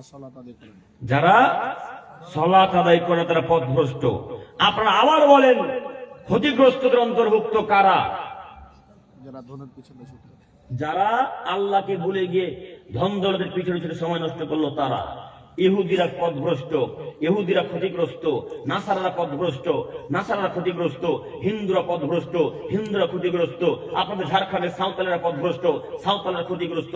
আল্লাহ তাআলা বলছেন ছেলের পিছনে সময়কে নষ্ট করে, টাকার পিছনে সময়কে নষ্ট করে যারা আমার জিকির থেকে দূরে সরেছ, ইহুদি খ্রিস্টান সাঁওতালরা যেমন পথভ্রষ্ট, ওদেরকে যেমন আমি জাহান্নামে দিব। যারা আল্লাহর জিকির থেকে দূরে সরেছে তাদেরকে আল্লাহ কোথায় দিবেন? জাহান্নামে দিবেন। কোরআন মাজিদের আয়াত। আপনি কি কথা বুঝতে পারলেন? ওরা যেমন জাহান্নামে যাবে, যারা আল্লাহকে ডাকে না, এরা কোথায় যাবে? এরাও জাহান্নামে যাবে। অতএব আপনাকে অনুরোধ জানাচ্ছি, নীতি পরিবর্তন করেন। আমরা তো এখন অনেক মানুষ পার্টি করি, পার্টি করেন না? কেউ বিজেপি, কেউ তৃণমূল, কেউ আপনার কংগ্রেস, কেউ সিপিএম, ইত্যাদি ইত্যাদি। কত যে পার্টি আছে পৃথিবীতে। যেমন ইসলামের বক্তা যেমন অভাব নেই, তেমন পার্টির অভাব নেই। হ্যাঁ, আপনার বক্তা যা এসে তাই বলে যায়, আপনার পার্টির লোক এসে যা এসে তা বলে যায়। কথা বুঝতে পারে না ইনারা, পারছেন না? আপনার বক্তা বক্তব্যের মাঝে বলছে যে আব্দুল কাদের জিলানী রাহিমাহুল্লাহ তার মায়ের পেটের ভিতর থেকে এসে একটা ফকিরকে হত্যা করে দিল। নাউজুবিল্লাহি জালিক। শুনেননি ঘটনা? শুনেছেন? আচ্ছা, আব্দুল কাদের জিলানী যে লোকটাকে হত্যা করলো, তো লোকটাকে এখন হত্যার যোগ্য অপরাধী? আপনারা কি ঘটনাটা শুনেছেন? না নিশ্চয়ই নাউজুবিল্লাহ বললেন। শুনেছেন গো? জাহান্নামে যাওয়ার কারণ দেখাচ্ছে আপনাকে।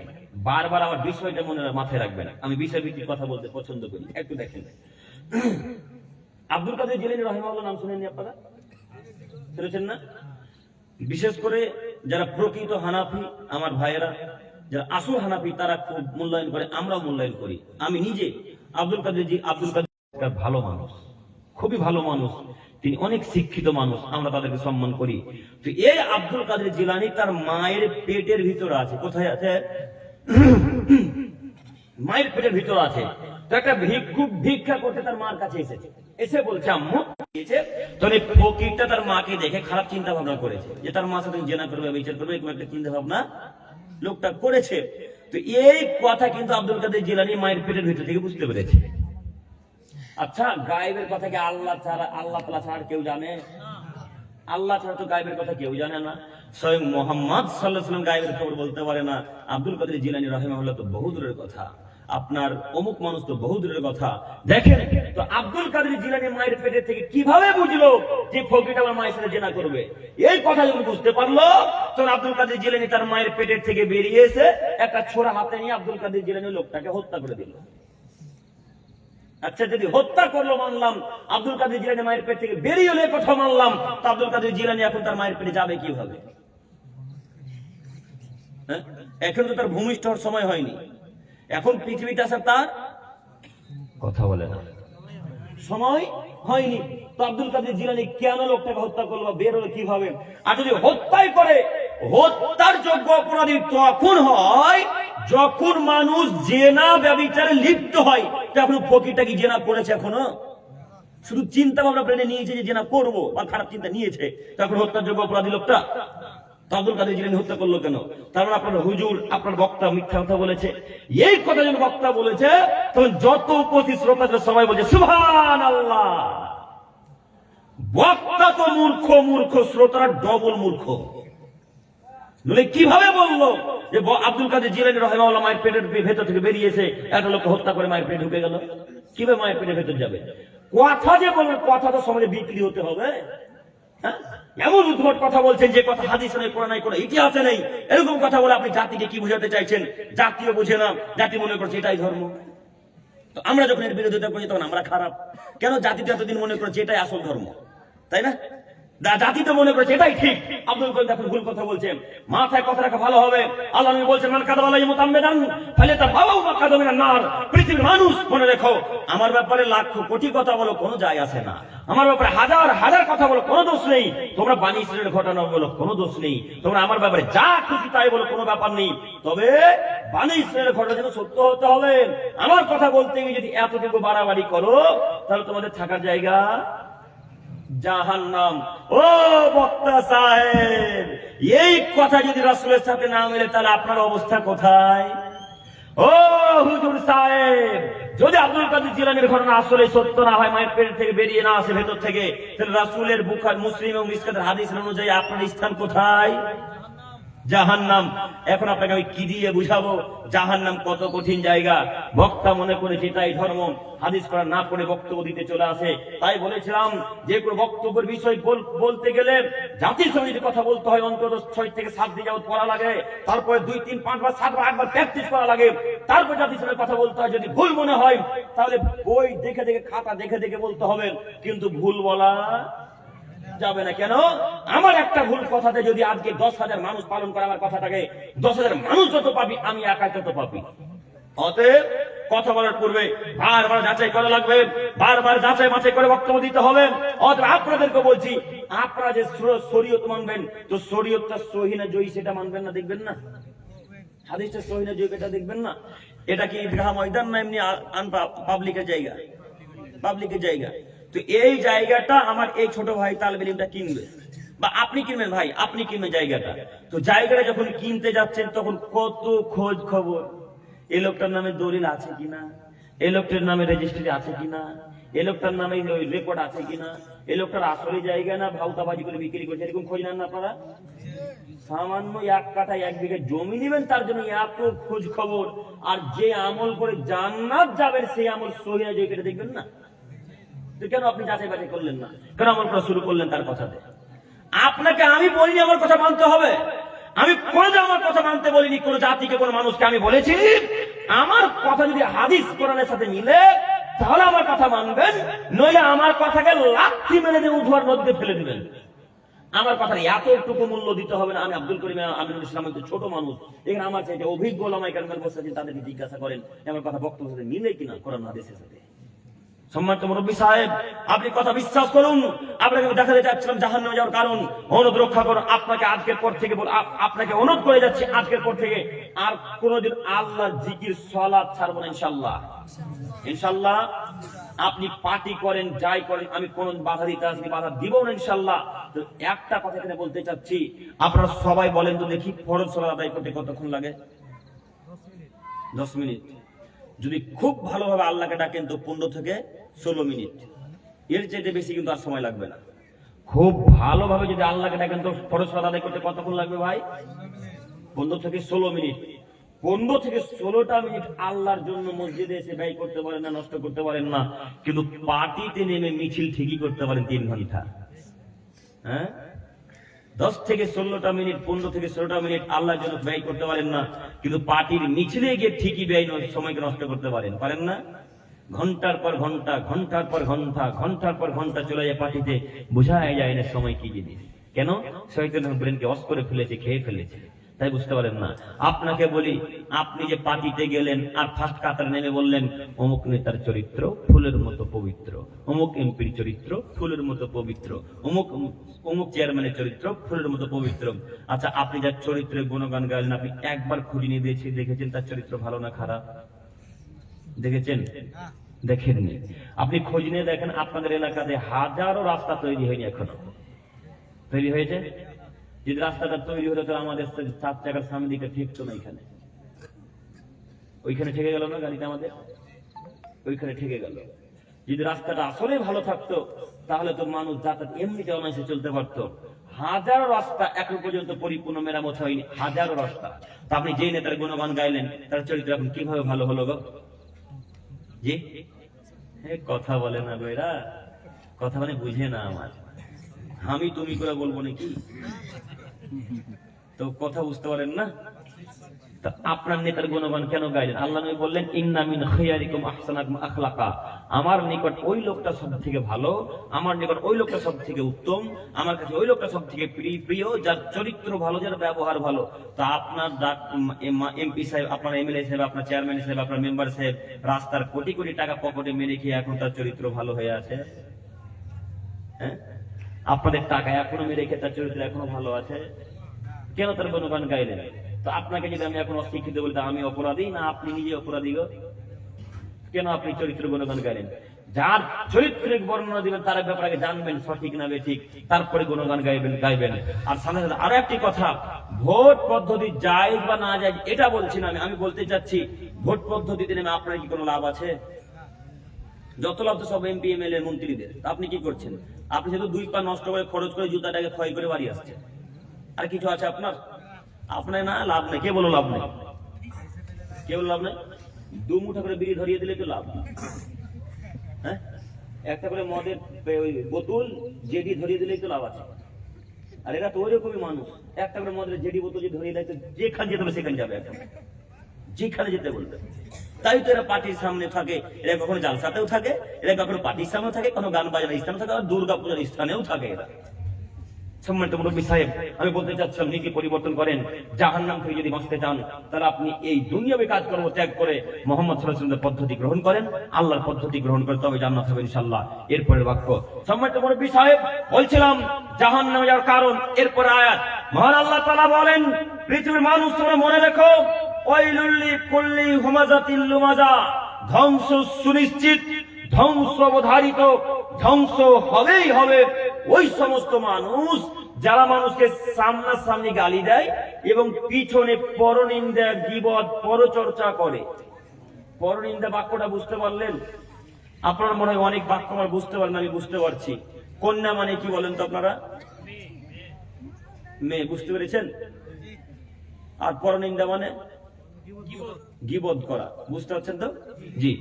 পরনিন্দা যারা পিছনে করবো তারা ধ্বংস হবে, কথা আল্লাহ বলছেন। কে বলছেন? আল্লাহ।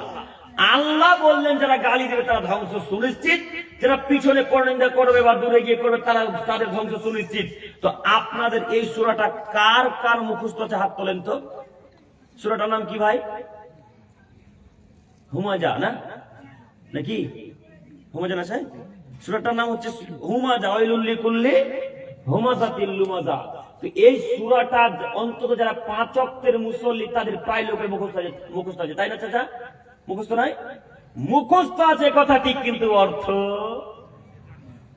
জানেন না।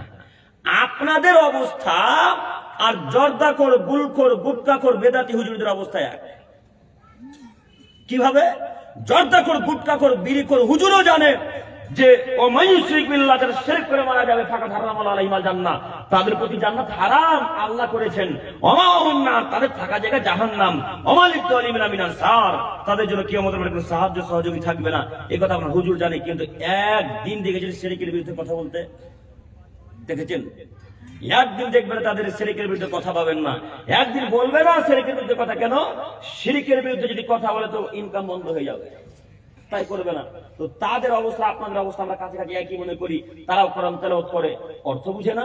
আপনিও কোরআন তেলাওয়াত করেন, অর্থ বুঝেন না। ওরাও কোরআন পড়ে, নামাজ রোজা পড়ে, সবকিছু করে, তারা অর্থ বুঝে না। আপনি সালাত আদায় করেন, কোরআন তেলাওয়াত করেন, অর্থ বুঝেন না। যদি অর্থ বুঝতেন অন্তত, তাহলে অন্তত কাউকে গালি দিতেন না। কেন গালি দিচ্ছেন? কেন গালি দিবেন? আপনি গালি দিবেন কেন? মুসলমানের বাচ্চা মুসলমান অন্তত গালি দিতে পারে না। মুসলমান কখনো গালি দিতে পারে না। প্রমাণ একটা আপনাকে দেখাই। আবু হুরায়রা রাদিয়াল্লাহু তাআলা আনহু বলেন, আমি আর আবু বকর সিদ্দিক রাদিয়াল্লাহু তাআলা আনহু আর মুহাম্মদ সাল্লাল্লাহু আলাইহি সাল্লাম কাছাকাছি পাশাপাশি দাঁড়িয়ে আছি। একটু দেখেন চাচা, 3 জন ব্যক্তি পাশাপাশি দাঁড়িয়ে আছেন। তো একটা অশিক্ষিত বেদুইন মানুষ এসে আবু বকর সিদ্দিককে হঠাৎ গালি দিতে লাগলো। কোনো কথা নেই, বার্তা নেই, সালাম নেই, কালাম নেই, কিছু নেই। এসে আবু বকর সিদ্দিককে গালি দেওয়া শুরু করলেন। অকথ্য ভাষায় গালি দিচ্ছেন। তো আল্লাহর নবী আবু বকরের দিকে দেখছেন, বিরক্ত হচ্ছেন? শেষ করে দিই। তো আমি কথা বলছি, আপনারা কথা বলছেন কেন? আপনি যে কথা বলছেন, আমি যে বাক্যটা এখন বলছি না, মাথায় রাখতে পারবেন? পারবেন না। এই কথাই চূড়ান্ত সত্য যে গল্প করতে করতে যদি ক্লাস করেন তাহলে ওই ক্লাস আপনার মাথাতে থাকবে না। তো এটা এখন ক্লাস চলে না। তো আমি কথা বলি, আপনি একজন আরেকজন ঘাড়ে হাত দিয়েছেন, আপনি কিছু বুঝতে পারবেন? আপনি বুঝতে পারলেন না যখন কোনো কথা, তখন সকালবেলা চায়ের দোকানে গিয়ে বলছেন, করিম বেটা কি যে ভুলে গেল, কিছুই বুঝিনো না। তো কি বুঝবেন এখন যদি গল্প করেন? আমি আপনাকে তো হাদিস দেখাচ্ছি। আমি কি এখনো কোনো কাহিনী বলেছি? কারো কাহিনী তো বলিনি, বলার চেষ্টাও করি না। আমি চাই যে জাতি যেন পরিবর্তন হয়, এই জন্য বলছি। আপনি দেখেন, তো আবু বকর সিদ্দিক রাদিয়াল্লাহু তাআলা আনহু দেখে আমাদের নবী মুহাম্মদ সাল্লাল্লাহু আলাইহি ওয়াসাল্লাম তাকাচ্ছেন আর মুচকি মুচকি হাসছেন। আল্লাহ নবীর হাসিটা খুব সুন্দর। তিনি খুব সুন্দর করে হাসতেন। আল্লাহ নবী মুচকি মুচকি আবু বকরের দিকে তাকাচ্ছেন, হাসছেন। আবু বকর কিন্তু কিছু কথা বলে না। এই লোকটার গালির মাত্রা বেড়ে গেল, অকথ্য ভাষায় গালি দিতে শুরু করলেন। অকথ্য ভাষায়, নোংরা ভাষায় যখন গালি দেওয়া শুরু করলেন, আবু বকর সিদ্দিক কিন্তু সহ্য করতে পারলেন না।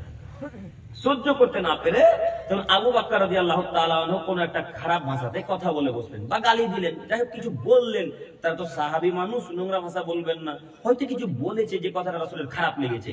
যেমনই আবু বকর কথাটা বলেছে, তেমনি মুহাম্মদ সাল্লাল্লাহু আলাইহি ওয়াসাল্লাম আবু বকরের কাছ থেকে দ্রুত সরে গিয়ে দূরে দাঁড়িয়ে গেছে, অনেক দূরে চলে গেছে। এবার আবু বকরের মাথা খারাপ, ব্যাপারটা কি? এতক্ষণ লোকটা গালি দিচ্ছিল, তোর আমার নবী মুচকি মুচকি হাসছিলেন আর আমার দিকে তাকাচ্ছিলেন, আমি কথা বলা মাত্রই আমার কাছ থেকে নবী চলে গেল, মানে কি যে ব্যাপার বুঝলাম না। তখন আমাদের নবী মুহাম্মদ সাল্লাল্লাহু আলাইহি ওয়াসাল্লামের কাছে আবু বকর সিদ্দিক গেলেন, রাদিয়াল্লাহু তাআলা আনহু গিয়ে বললেন, আল্লাহর নবী ব্যাপারটা কি? লোকটা যখন গালি দিচ্ছিল তখন হাসছিলেন, আমি কিছু বলা মাত্রই, গালি দেওয়া মাত্রই আপনি আমার কাছ থেকে চলে এলেন, যে কি ব্যাপার একটু বলেন না। তখন আমাদের নবী মুহাম্মদ সাল্লাল্লাহু আলাইহি ওয়াসাল্লাম বলেছে, শোনো আবু বকর, তোমাকে যখন লোকটা গালি দিচ্ছিল তখন তোমার পক্ষ থেকে একজন ফেরেশতা উত্তর দিচ্ছিল। সুবহানাল্লাহ। আবু বকরের পক্ষ থেকে কে উত্তর দিচ্ছিল? ফেরেশতা গো, ফেরেশতা। কত সম্মানিত মানুষ হলে ফেরেশতা একজনের পক্ষ থেকে কথা বলে। ফেরেশতা তার পক্ষ থেকে উত্তর দিচ্ছিলেন। তাহলে বলেন, আবু বকর শোনো, তুমি যেমনই মুখ দিয়ে কোনো কথা খারাপ বের করেছো, তেমনই ফেরেশতা তোমার কাছ থেকে চলে গিয়ে শয়তান তোমার কাছে চলে এসেছে। আর আমি মুহাম্মদ সাল্লাল্লাহু আলাইহি ওয়াসাল্লাম সেখানে থাকতে পছন্দ করি না যেখানে শয়তান থাকে, তাই তোমার কাছ থেকে আমি চলে এসেছি। তো অত্র হাদিসের বিবরণ দ্বারা বোঝা যাচ্ছে মুসলমান কোনদিন কাউকে গালি দিতে পারে? গালি দিতে পারে না। তো আপনি তো দিন রাত গালি দেন, তো দিন রাত। এখানে কোন রাজমিস্ত্রি ভাই আছে? হেড মিস্ত্রি হাত তোলেন, একজন আছেন? হেড মিস্ত্রি ভাই। আপনাকে উদাহরণ দিয়ে বলছি, আপনি যে তাই নয়, মানে আপনাকে উদাহরণটা দিয়ে বলছি, তার মানে আপনি ভাববেন যে আপনি সেই ব্যক্তি। অনেক রাজমিস্ত্রি ভাই আছে, যদি গাঁথনি একটু কম হয়ে যায় তো গালের মাত্রা যে কি পরিমাণে চলে, যেন মনে হচ্ছে সূরা ফাতিহা পড়ছে। হ্যাঁ, যদি প্লাস্টার একটু কম হয়ে যায়, কি যে মুখের ভাষা, মনে হচ্ছে যেন গালে পিএইচডি করেছে, পিএইচডি। এ ভাই, এরকম কথা বেরোয় না মুখ দিয়ে? আপনি বলেন, আপনি বলেন, বেরোয় তো? আচ্ছা, আপনি যে মানুষ, কেন গালি দিলেন? আচ্ছা, ওরাও তো মানুষ, রোদ বৃষ্টিতে এত কষ্ট করে কাজ করছে, একদিন কাজ কম হতে পারে, একদিন বেশি হতে পারে, এই জন্য এইভাবে গালি দিতে হবে? আপনি না মুসলিম, আপনি না মুহাম্মদ সাল্লাল্লাহু আলাইহি ওয়াসাল্লামের উম্মত, আপনি তার নীতি অনুসরণ করেন, কেন গালি দিবেন? আনাস ইবনে মালিক রাদিয়াল্লাহু তাআলা আনহু বলেন, খাদামতু নবী সাল্লাল্লাহু আলাইহি ওয়াসাল্লাম আসরি সিনিনা, আমি মুহাম্মদ সাল্লাল্লাহু আলাইহি ওয়াসাল্লামের নিকটে 10 বছর গোলামি করেছি। কত বছর? আনাস বিখ্যাত সাহাবী, তিনি বলছেন, আমি রাসূলের নিকট 10 বছর খিদমত করেছি, তার নিকটে থেকেছি। 10 বছরে এক দিনের জন্য, এক মিনিটের জন্য, এক সেকেন্ডের জন্য আনাসকে বললেন না যে আনাস এই কাজটা কেন করেছো, আনাস এটা কেন করেনি, আনাস ভুল করেছো। এই কথা আমাকে এক দিনের জন্য, একবারের জন্য বলেনি। এই কথা আনাস নিজে বলছেন, হাদিস মুসলিম ও মিসকাত। এবার আপনি বলেন, 10 বছরে যে লোকটা একটা বাক্য খারাপ বলতে না পারে, 10 বছরে যে নবী একটা গালি দিতে না পারে, 10 বছরে যে লোকটা নোংরা কথা না বলতে পারে, আপনি একদিনের জন্য তাকে গালি দিয়ে বসলেন? কেন গালি দিলেন? আপনি গালি দিবেন কেন? গাছে একটু কম হবে, একদিন বেশি হবে, প্লাস্টার একদিন কম হবে, একদিন বেশি হবে, একদিন কাজ বেশি করে নেবেন, তার জন্য তাকে গালি দিবেন? এখানে যত দিনী ভাইয়েরা আছেন বা রাজমিস্ত্রি ভাইয়েরা আছেন এবং যারা আমাদের আলোচনা শুনছেন বাইরে থেকে, প্রত্যেকটা রাজমিস্ত্রি ভাইদের কাছে আমার অনুরোধ যে আজকের পর থেকে কোন রাজমিস্ত্রি লেবার ভাইদেরকে অন্তত আর গালি দেবেন ইনশাআল্লাহ। এটা একটা জাহান্নামে যাওয়ার কারণ। গালি দিলে মানুষ পথভ্রষ্ট হয়, গালি দিলে মানুষ বড় পাপী হয়। ওই লোকটা যতক্ষণ ক্ষমা না করবে, আল্লাহ আপনাকে ক্ষমা করবে না। অতএব নীতি পরিবর্তন করেন, আজকের পর থেকে আর আমরা গালি দেব না ইনশাআল্লাহ, ইনশাআল্লাহ। আর যদি কেউ গালি দিয়ে বসে, তো আপনি ধৈর্য ধারণ করবেন। মনে করেন আপনাকে কেউ শালা বলে গালি দিল, তো আপনি বহুনু বলে বাড়ি চলে আসেন। বাঁচার পথ আছে কিয়ামতের মাঠে। হাসছেন? কেউ যদি গালি দেয় তো বহুনু বলে যদি বাড়ি চলে আসে, তো কিয়ামতের মাঠে বাঁচার পথ আছে। আর যদি আপনিও তাকে অমুকের বাচ্চা তমুকের বাচ্চা বলে ফেলেন, তো ওইও ধ্বংস, আপনিও ধ্বংস, দুজনেরই পেহকাল গেল, পরকাল গেল। অতএব গাল কন্ট্রোল করেন, মুখকে নিয়ন্ত্রণ রাখেন। আর গাল যদি কেউ দিয়েও ফেলে তো সহ্য করেন, তাহলে নাজাত পাবেন ইনশাআল্লাহ, জান্নাত হবে ইনশাআল্লাহ। তো আপনাকে একটু পরামর্শ দিই, ধৈর্য ধারণ করবেন। ধৈর্যের ফলাফল অনেক বড়, ধৈর্যের ফলাফল অনেক বড়, ধৈর্যের ফলাফল অনেক বড়। ধৈর্যের ফলাফলই জান্নাত, ধৈর্যের ফলাফলই জান্নাত, ধৈর্যের ফলাফলই জান্নাত। অতএব ধৈর্য ধারণ করুন। কেউ আপনাকে মেরেছে, ধৈর্য ধারণ করুন। কেউ আপনাকে গালি দিয়েছে, ধৈর্য ধারণ করুন। কেউ টাকা মেরেছে, ধৈর্য ধারণ করুন। আর আল্লাহকে বলেন, তো আপনি তো ধৈর্যশীল ব্যক্তি, কেমন যে ব্যক্তি ধৈর্যশীল তাও বুঝলাম না। আপনারা দু ভাই একটু দেখেন, চাচা একটু দেখেন, আপনারা দু ভাই জমি জায়গা নিয়ে ঝামেলা হয়েছে। আপনার বড় ভাই খুব ধনী ব্যক্তি, আপনার বড় ভাই খুব ধনী ব্যক্তি, টাকাওয়ালা মানুষ, আর আপনি একটু টাকা পয়সাতে কম, ধনীতে কম। তো আপনার বড় ভাই জোরপূর্বক আমার বাপের কাছ থেকে জমি জায়গা সব লিখে নিয়েছে। তো আপনি বড় ভাইকে বলতে গেছেন, দাদা ভাইয়া জমিগুলো যদি একটু আমাকে দিতেন তো ভালো হতো। তখন আপনার বড় ভাই দাপুর আছে, ক্ষমতা আছে, টাকা আছে, পার্টির জোর আছে, চেয়ারের ক্ষমতা আছে, 2-3 থাপ্পড় আপনাকে লাগিয়ে দিয়ে বাড়ি থেকে পাঠিয়ে দিয়েছে। তখন আপনি কান্নাকাটি করতে করতে করতে করতে করতে সর্দারের কাছে গিয়েছেন।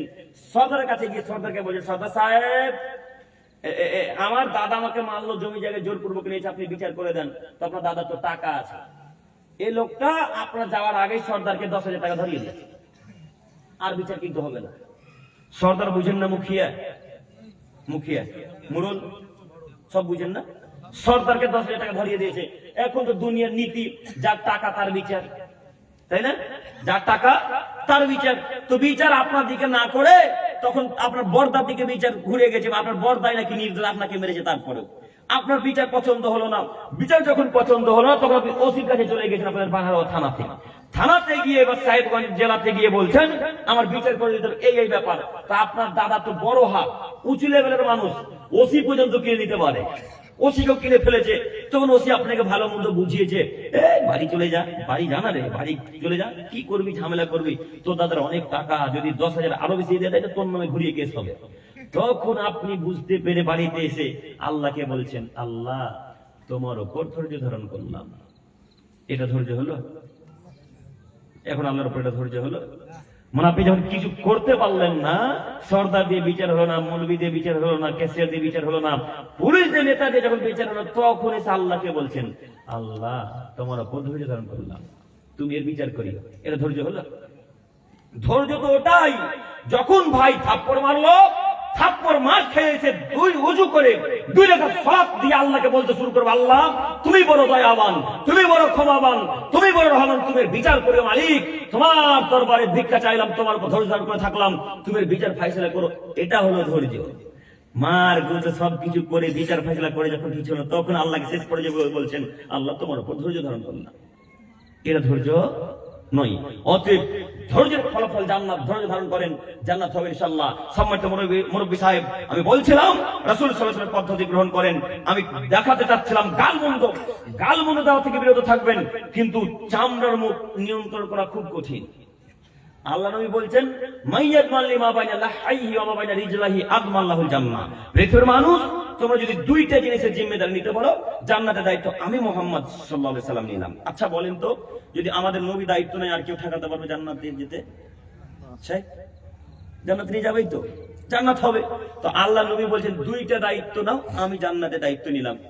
1 জিহ্বা, 2 লজ্জা স্থান। 2টার মধ্যে লজ্জা স্থানকে কন্ট্রোল করা খুব সহজ, কিন্তু জিহ্বাকে কন্ট্রোল করা খুব সহজ নয়। জিহ্বাকে নিয়ন্ত্রণ করা খুব কঠিন কাজ।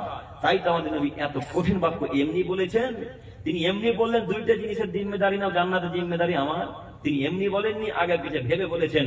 দেখেন, আপনার ভাই আপনাকে গালি দেয়, আপনার বাপ আপনাকে গালি দেয়, আশ্চর্য লাগে তখনই যখন বাপ বেটাকে শালা বলে ডাকে। বাপ বেটাকে যখন গালি দিয়ে ডাকে তখন আশ্চর্য লাগে। তো বাপ যেমন বেটা তেমন, বাপ যখন বেটাকে শালা বলেছে, বেটা তখন বাপকে অমুক ভাষায় গালি দিয়েছে, তখন আপনার মাথা মির্গি, তখন মগজ লড়ে গেছে। আমাকে গালি দিলি, তো আপনি গালি দিয়েছেন, তার জন্য তো শিখলো। তো বেটাকে কেউ গালি দিয়ে ডাকে গো? বেটাকে তো গালি দিয়ে ডাকতে নেই। বেটাকে নম্র ভাষায়, শুদ্ধ ভাষায়, ভালো ভাষায় ডাকবেন। যে ভাষা ব্যবহার শিখাবেন, সে অনুযায়ী, সে অনুপাতে আপনার ছেলে মেয়ে বড়। অতএব অনুরোধ করে যাচ্ছি, আজকে থেকে অন্তত গালি দেব না ইনশাল্লাহ, ইনশাল্লাহ, ইনশাল্লাহ। আর মুরব্বী সাহেব, আপনাকেও বলি, হুট কথাতে গালি দিয়ে বসবেন না। রাগ মুরব্বীদের বাড়বে, কথা ঠিক। বা বয়স যত বাড়বে রাগ তত বাড়বে, বয়স যত বাড়বে বুদ্ধি তত কমবে, বয়স যত বাড়বে রাগ তত বাড়বে। বৃদ্ধদের রাগ বেশি নয়, বৃদ্ধদের রাগ বেশি, এ কথাই ঠিক। অতএব চাচা, আপনি কি নিজেকে কন্ট্রোল করেন? একজন বিখ্যাত সাহাবী উকবা বিন আমির জুহনি রাদিয়াল্লাহু তাআলা বলেন, আল্লাহর নবী, মান নাজাত ইয়া রাসূলুল্লাহ, আমি কিয়ামতের মাঠে কিভাবে বাঁচবো একটু বলেন তো।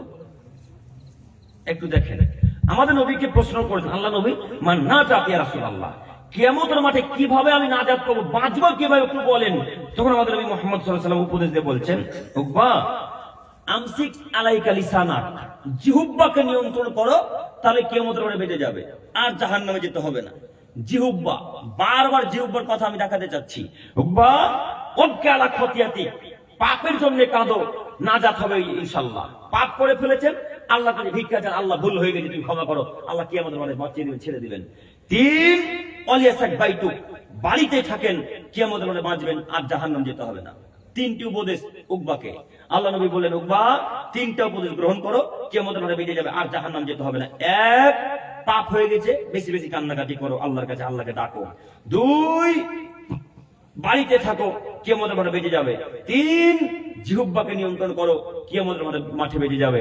আমরা আজকের পর থেকে জিহ্বাকে নিয়ন্ত্রণ করতে পারবো ইনশাআল্লাহ। ইনশাআল্লাহ আপনি আপনার স্ত্রীকে গালি দিবেন না, ছেলে মেয়েকে গালি দিবেন না, পাড়া প্রতিবেশীকে গালি দিবেন না, মাথায় থাকবেন ইনশাআল্লাহ। গালের মাত্রা খুব ভয়াবহতা। এই জিহ্বা যেমন জান্নাতের উঁচু থেকে উঁচু মাকাম পৌঁছে দিতে পারে, এই জিহ্বা যেমন জান্নাতের উঁচু থেকে উঁচু শিখরে পৌঁছে দিতে পারে, ঠিক তেমনি এই জিহ্বা জাহান্নামের অতল গহ্বর গভীরের নিকটে পৌঁছে দিতে পারে, তার নাম জিহ্বা। জিহ্বার অতীব ক্ষমতা, খুব পাওয়ার জিহ্বার, অতএব জিহ্বাকে নিয়ন্ত্রণ করেন। আমি দেখাতে চাচ্ছিলাম জাহান্নামে যাওয়ার কারণ, এর পরের অংশ। সম্মানিত মুরব্বী সাহেব, সম্মানিত তিনি ভাই বোন, বলছিলাম জাহান্নাম থেকে যদি বেঁচে থাকতে চান, তাহলে রাসূল সাল্লাল্লাহু আলাইহি ওয়াসাল্লামের পদ্ধতি গ্রহণ করে নিতে হবে। আমাদের নবী মুহাম্মদ সাল্লাল্লাহু আলাইহি ওয়াসাল্লাম যা বলেছেন তাই মেনে নিতে হবে। আমাদের নবী যা বলেছেন তাই মান্যতা দিতে হবে। আমাদের নবী বললেন, পৃথিবীর মানুষ সালাসাতুন লা ইউকাল্লিমুহুমুল্লাহু ইয়াওমাল কিয়ামা, আল্লাহ কিয়ামতের মাঠে 3 শ্রেণীর মানুষের সাথে কথা বলবেন না।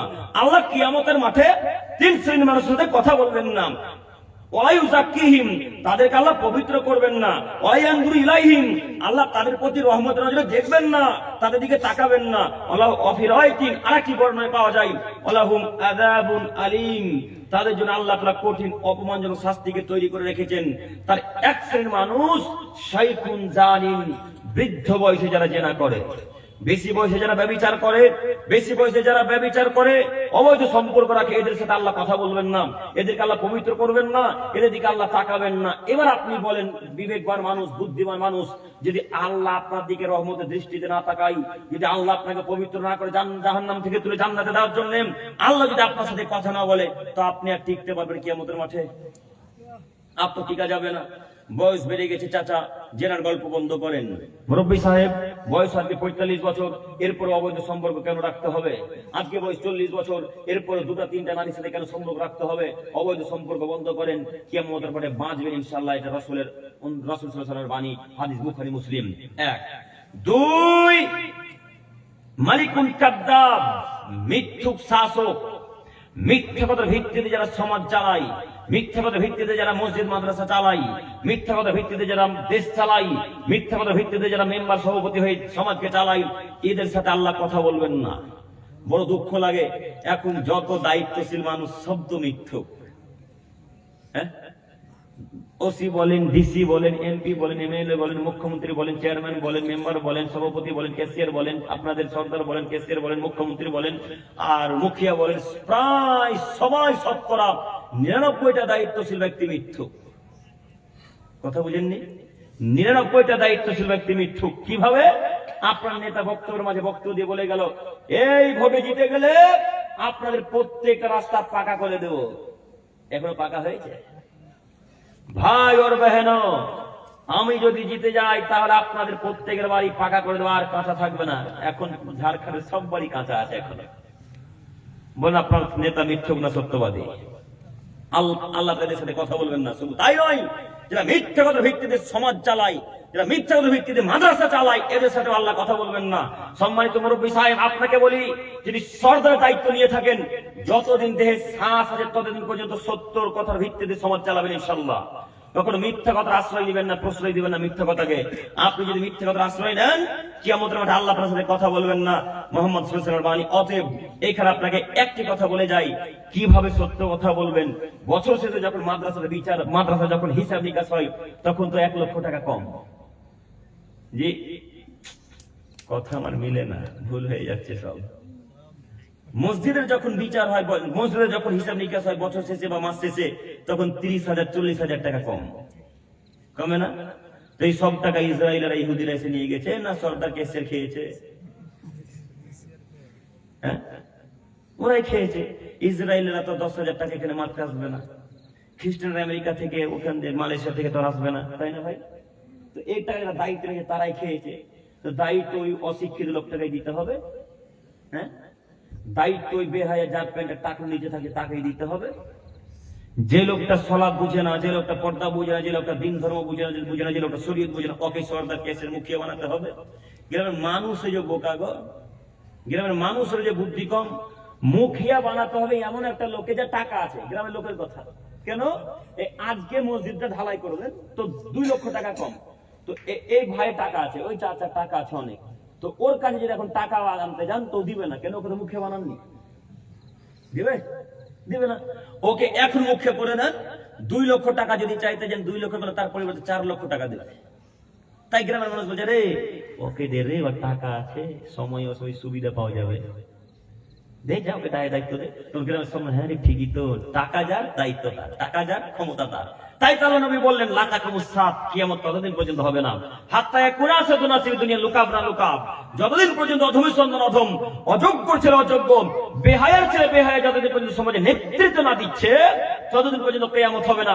শুধু উধুয়া কেন, শুধু মুর্শিদাবাদ কেন, শুধু ঝাড়খণ্ড কেন, সারা পৃথিবীর সমাজকে ঘুরে দেখেন, সারা পৃথিবীর সমাজকে ঘুরে দেখেন, মসজিদ মাদ্রাসা ঘুরে দেখেন, হাজারে নয় লাখে 99,999টা মানুষ যারা দায়িত্ব মানুষ, তারা অশিক্ষিত।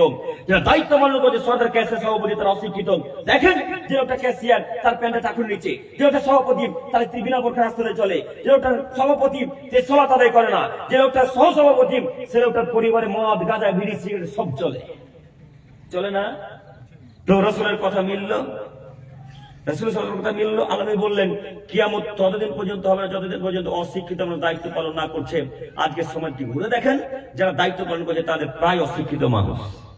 যাকে আপনি মুখে করেছেন সেই লোকটা তো মসজিদের গেট কোন জায়গায় আছে তাই চেনে না গো। মুখে কিসের, মুখে কিসের?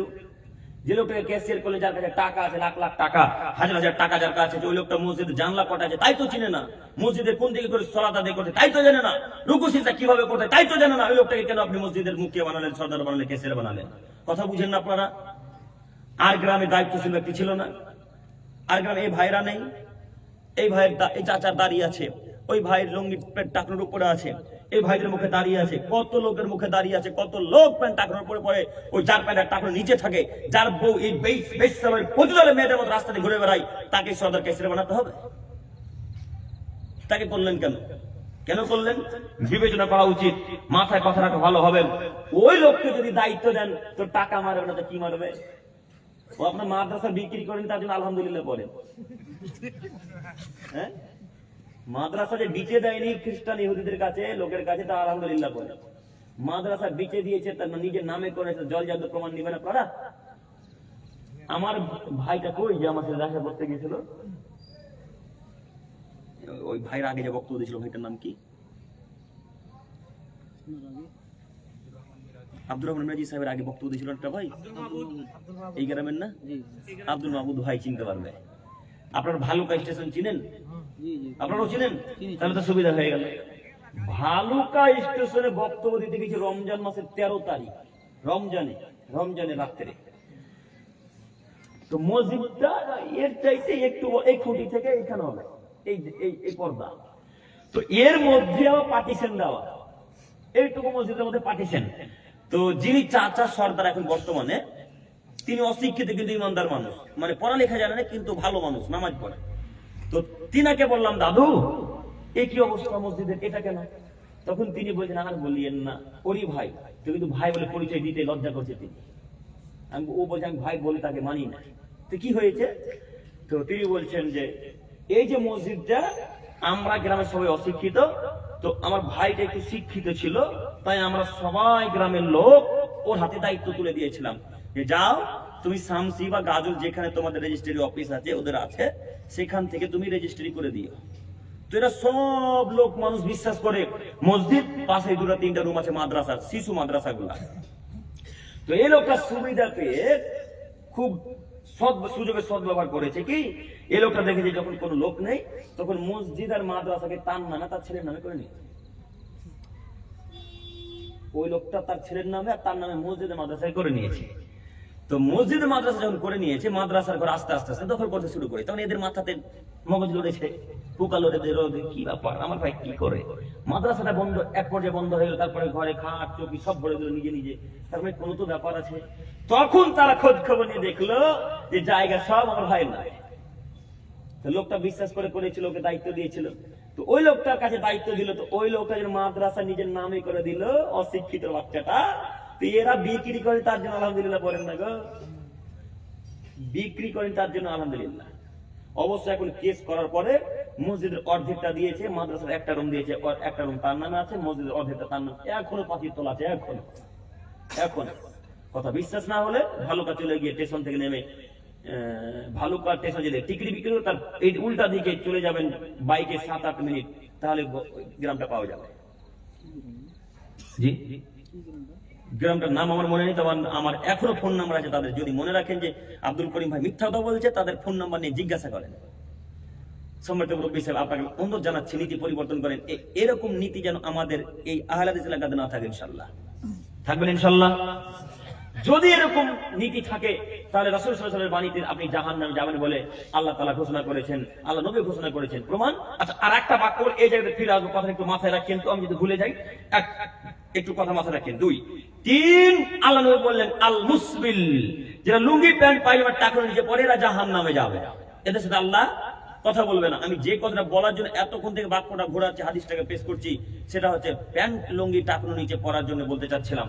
আপনার ছেলের প্যান্টটা এখনো টাকনো নিচে আছে, এখনো নাই, দান করাবো, এখনো প্যান্ট টাকনো নিচে আছে। আপনি মুসলমান, হ্যাঁ, প্যান্ট টাকনো নিচে পরে আছেন কিসের জন্য? টাকনো বুঝতে পারেন না? এ ভাই আপনাদেরকে বলছি, টাকনো বুঝেন না? তাহলে টাকনো বুঝতে পারছেন তো, প্যান্টটা টাকনো নিচে আছে কেন? মুসলমানের বাচ্চার প্যান্ট টাকনো নিচে থাকতে হবে না, এটা রাসূলের আদেশ। 3 শ্রেণীর মানুষের সাথে আল্লাহ কথা বলবেন না, তার 3 নম্বর শ্রেণীর মানুষ আল মুসলিম, যারা লুঙ্গি প্যান্ট পায়জামা টাকনো নিচে পরে। যুবক ভাই, আপনার প্রতি আমার জোরালো আবেদন এতটুকু যে আজকের পর থেকে আর কোনোদিন প্যান্ট টাকনো নিচে পরবেন ইনশাআল্লাহ। আচ্ছা, আমি বক্তব্যের বিষয় প্রথমে কি রেখেছিলাম মাথায় আছে কারণ? জাহান্নামে যাওয়ার কারণ পেশ করছিলাম, তো এটা কি জাহান্নামে যাওয়ার কারণ নয়? তো আজকের পর থেকে প্যান্ট টাকনো নিচে পরে কাটবো ইনশাআল্লাহ। হ্যাঁ, যত প্যান্ট আছে কালকে জোহরের পূর্বে, জোহরের আগে আগে দর্জিওয়ালার কাছে গিয়ে সব টাকনোর পরে কেটে দেবো ইনশাআল্লাহ। কি দোমরা চলবে না, মানে গুটানো চলবে না, এবার গুটিয়ে রাখবে না, মাথায় থাকবে না, কথা বলে না, কাটবো ইনশাআল্লাহ। যারা এখন কেটে পড়ছে, এখন ওই ভাইটা কেটে পড়েছে মনে হয়, ওই ভাইটাকে মানাই না, ভালো লাগে না, স্ট্যান্ডার্ড লাগে না, কেটে পড়ছেন না। আপনি ফ্যাশন বলেন, স্টাইল বলেন, পড়ছে তো রাসূলের সুন্নাত বলেন আর যাই বলেন, পড়ছে তো টাকনোর উপরে, মানাচ্ছে তো, যারা টাকনোর উপর তাদেরকে তো বেশি ভালো লাগে, তারপরে প্যান্টটা টাকনোর নিচে কেন? হ্যাঁ, ফ্যাশন হলেও মান করছে তো, সুন্নাত হোক আর ফ্যাশন হোক, করেছে তো নাকি? এটা যদি করে তাহলে যৌন ক্ষমতা বাড়ে, যৌন ক্ষমতা বেশ। বর্তমান নাসার বৈজ্ঞানিকরা প্রমাণ করেছে, এই যে সিটদাড়ি দেখতে পাচ্ছেন না, এই যে এই মেন হাড্ডিটা, এই সিটদাড়িতে সব থেকে বেশি যৌন ক্ষমতা থাকে পুরুষদের, আর এই টাকনোতে, এই টাকনোতে যত হাওয়া বাতাস লাগবে তত যৌন ক্ষমতা বৃদ্ধি পাবে। এই কথা আজকে বৈজ্ঞানিকরা বললো, আর আমার নবী কত বছর আগে বলেছে? 1450 বছর পূর্বে। তো এখন তারা সত্যতা প্রমাণ পেশ করছে। তো আমরা বৈজ্ঞানিকের কথাতে বিশ্বাসী না, আমরা কার কথা বিশ্বাসী? মুহাম্মদ সাল্লাল্লাহু আলাইহি ওয়াসাল্লামের কথাতে বিশ্বাসী। আজকের পর থেকে আর এই প্যান্ট টাকনো নিচে থাকবেন ইনশাআল্লাহ, ইনশাআল্লাহ। আমি ওই বাক্যে ফিরে গেলাম আবারও। আমাদের নবী মুহাম্মদ সাল্লাল্লাহু আলাইহি ওয়াসাল্লামকে একটা গোলাম উপহার দেওয়া হয়েছিল। আমি কথাটা বলতাম না, যেহেতু দায়িত্বের কথা এলো, যখন চুরি ডাকাতির কথা চলে এলো, একটা কথা বলেই যাই, না বললে হয় না। চুরি ডাকাতির বিষয়টা যে কত ভিন্ন, একটা কথা শুধু মাথায় রাখেন, যে 10,000 টাকা চুরি করেছে আপনাদের সর্দার ক্যাসের মুখে, যেই হোক না কেন, এতটুকু শুধু মনে রাখবেন, মনে থাকবেন ইনশাআল্লাহ। এইটুকু মনে রাখেন, এই কথাটা পেশ করবো এক্ষুনি। আবু হুরায়রা রাদিয়াল্লাহু তাআলা আনহু বলেন, মুহাম্মদ সাল্লাল্লাহু আলাইহি ওয়াসাল্লামকে একটা গোলাম উপহার দেওয়া হয়েছিল। তো গোলামটার নাম ছিল ইউকাল্লাহু মিদাম, ওকে মিদাম নামে ডাকা হতো। ফাবাইনামা মিদাম ইয়াহুতু রাহলান লিরাসূলিল্লাহি সাল্লাল্লাহু আলাইহি ওয়াসাল্লাম, এই মিদাম লোকটা আল্লাহ রাসূলের উটের পিঠের উপর থেকে হাউদা নামাচ্ছিল। হাউদা, উটের পিঠের উপর যে বসার জায়গা করা থাকে, ওটাকে হাউদা বলা হয়। এই বসার জায়গাটা মিদাম নামাচ্ছিলেন, তো হঠাৎ কোন দিক থেকে যে একটা তীর আসলো, তীর আসতে মিদামের শরীরে লাগলো, যেমনই শরীরে লাগা মিদাম মৃত্যুবরণ করলেন। ফাঁকা তালা হোক, মিদাম মারা গেল, সঙ্গে সঙ্গে মারা গেল। তো আশেপাশে বড় বড় সাহাবায়ে কেরামগণ আছেন, বিখ্যাত বিখ্যাত সাহাবীরা আছে, তারা সব নিজ নিজ ভাষাতে বলতে শুরু করলেন, হানি আল্লাহুল জান্নাহ, হানি আল্লাহুল জান্নাহ, হানি আল্লাহুল জান্নাহ। মিদাম জান্নাতি মানুষ, মিদাম শহীদ হয়ে মারা গেছে, মিদাম জান্নাতি ব্যক্তি। কেন? মিদাম তো রাসূলের দাস, রাসূলের গোলাম, মিদাম জান্নাতে যাবে। এই কথা কিন্তু আমার নবীর কানে গেছে। আমার নবী ভেতর থেকে বেরিয়ে এসে জোর গলায় বলছেন, কাল্লা, কখনো নহে, ওয়াল্লাযী নাফসি বিয়াদিহি, সেই রবের কসম করে বলছি মিদাম জান্নাতে যাবে না, মিদাম জাহান্নামে যাবে, মিদাম জাহান্নামে যাবে, মিদাম জাহান্নামে যাবে। কেন? মিদাম খাইবারের যুদ্ধের মাল বন্টন হওয়ার পূর্বে মিদাম একটা চাদর চুরি করেছিল। মিদাম খাইবারের যুদ্ধের মাল বন্টন হওয়ার পূর্বে এই চাদর একটা চুরি করেছিল। এই চাদরটা জাহান্নামের আগুনে ফেলে দেওয়া হয়েছে। জাহান্নামের আগুনে চাদরটা পুড়ে গেছে, এই চাদরটা খেপে গেছে মিদামকে ধরার জন্য। মিদামকে যেমনই কবরে রাখা হবে, চাদরটাকে জড়িয়ে পুড়ে তাকে ছাড়খা একাকার করে দিবেন। এই কথা মুহাম্মদ সাল্লাল্লাহু আলাইহি ওয়াসাল্লাম বললেন। তখন উপস্থিত সাহাবায়ে কেরামগণ যে যা চুরি করেছিল সব রাসূলের কাছে উপস্থিত। যে যা নিয়ে গেছিলেন বন্টনের পূর্বে সব রাসূলের কাছে নিয়ে আসলেন। তো একটা লোক জুতার ফিতা চুরি করেছিলেন। ওই দেখেন, এ ভাই, এই জুতার ফিতাটা দেখান আপনি, এই দেখেন এই জুতার ফিতাগুলা আমাদের নবী সাহাবায়ে কেরামগণ চুরি করেছিলেন। সাহাবাটা রাসূলের নিকটে ফিতাটাকে নিয়ে আসলেন। ফিতাটাকে নিয়ে এসে রাসূলের নিকটে দিয়ে দিচ্ছেন এইভাবে, দিয়ে বলছেন, আল্লাহ নবী এই নেন ফিতা, এই নেন। আল্লাহ নবী একটা কথা ছিল, বলো, কেউ যদি একটা জুতার ফিতে চুরি করে তবুও কি তাকে জাহান্নামে যেতে হবে? তখন আল্লাহ নবী বলছেন, সিরাকুল মিনান নার অসিরাকানে মিনান নার। কেউ যদি একটা জুতার ফিতে চুরি করে তবুও তাকে জাহান্নামে যেতে হবে, কেউ যদি দুটো জুতার ফিতে চুরি করে তবুও তাকে জাহান্নামে যেতে হবে। হাদিস মুসলিম ও মিসকাত। এবার আপনাকে বলি, এই জুতার ফিতের দাম কত ভাইয়ের? কথা বলেন। 20 টাকা, 30 টাকা, সর্বোচ্চ 50 টাকা ধরেন। চাইনা জুতাগুলোর ফিতার দাম বেশি এখন। সর্বোচ্চ কত বললাম? 50 টাকা। একটা জুতার ফিতা চুরি করার কারণে যদি সাহাবীদেরকে জাহান্নামে যেতে হয়, আপনার সর্দার কেসের 10,000 টাকা মেরে খেয়ে জান্নাতুল ফেরদাউস যাবে। হিসাব পান না আপনি? শরীয়ত কাকে বলে বুঝেন না? সহিহ মুসলিম মিসকাতের হাদিস মিথ্যা হবে না তো কোনোদিনও। কেন আপনি বুঝলেন না? দায়িত্ব নিলেন কেন? কেন দায়িত্ব নেবেন যদি দায়িত্ব পালন না করতে পারেন? দায়িত্ব কত করলে আপনাকে আমি কি দিয়ে বুঝাবো? আল্লাহ নবী বলেন, মান জুইলা কয়দিন বাইনা নাস ফাকা জুবে বিগরি সিকিন। যাকে দুইজনের মাঝে বিচার বিবেচনা করা হলো তাকে ছুরিবিহীন জব করলো। ছুরিবিহীন, ছুরি ছাড়া মানুষকে হত্যা করা হয়? তারপর আল্লাহ নবী বললেন, ছুরিবিহীন মানুষ তাকে হত্যা করে, যাকে দায়িত্ব দিল। কেমন করে? যদি এই চাচাকে দায়িত্ব দেন বিচারকের, তো চাচা যদি হক বিচার করে তো আমার কাছে চাচা হবে খারাপ, আমি অপরাধী, আমি দোষী ব্যক্তি। তো চাচা যদি হক বিচার করে আমি চাচাকে দেখতে পারবো থেকে? পারবো না। চাচা যদি না হক বিচার করে, খারাপ বিচার করে, তো চাচা এখন আল্লাহর কাছে হবে খারাপ। তো চাচা এহ কালো গেল, পরকালে গেল না? কথা বলে না? দুইটাই নষ্ট। তাই বিচারপতি এত সহজ হতে যাবেন না।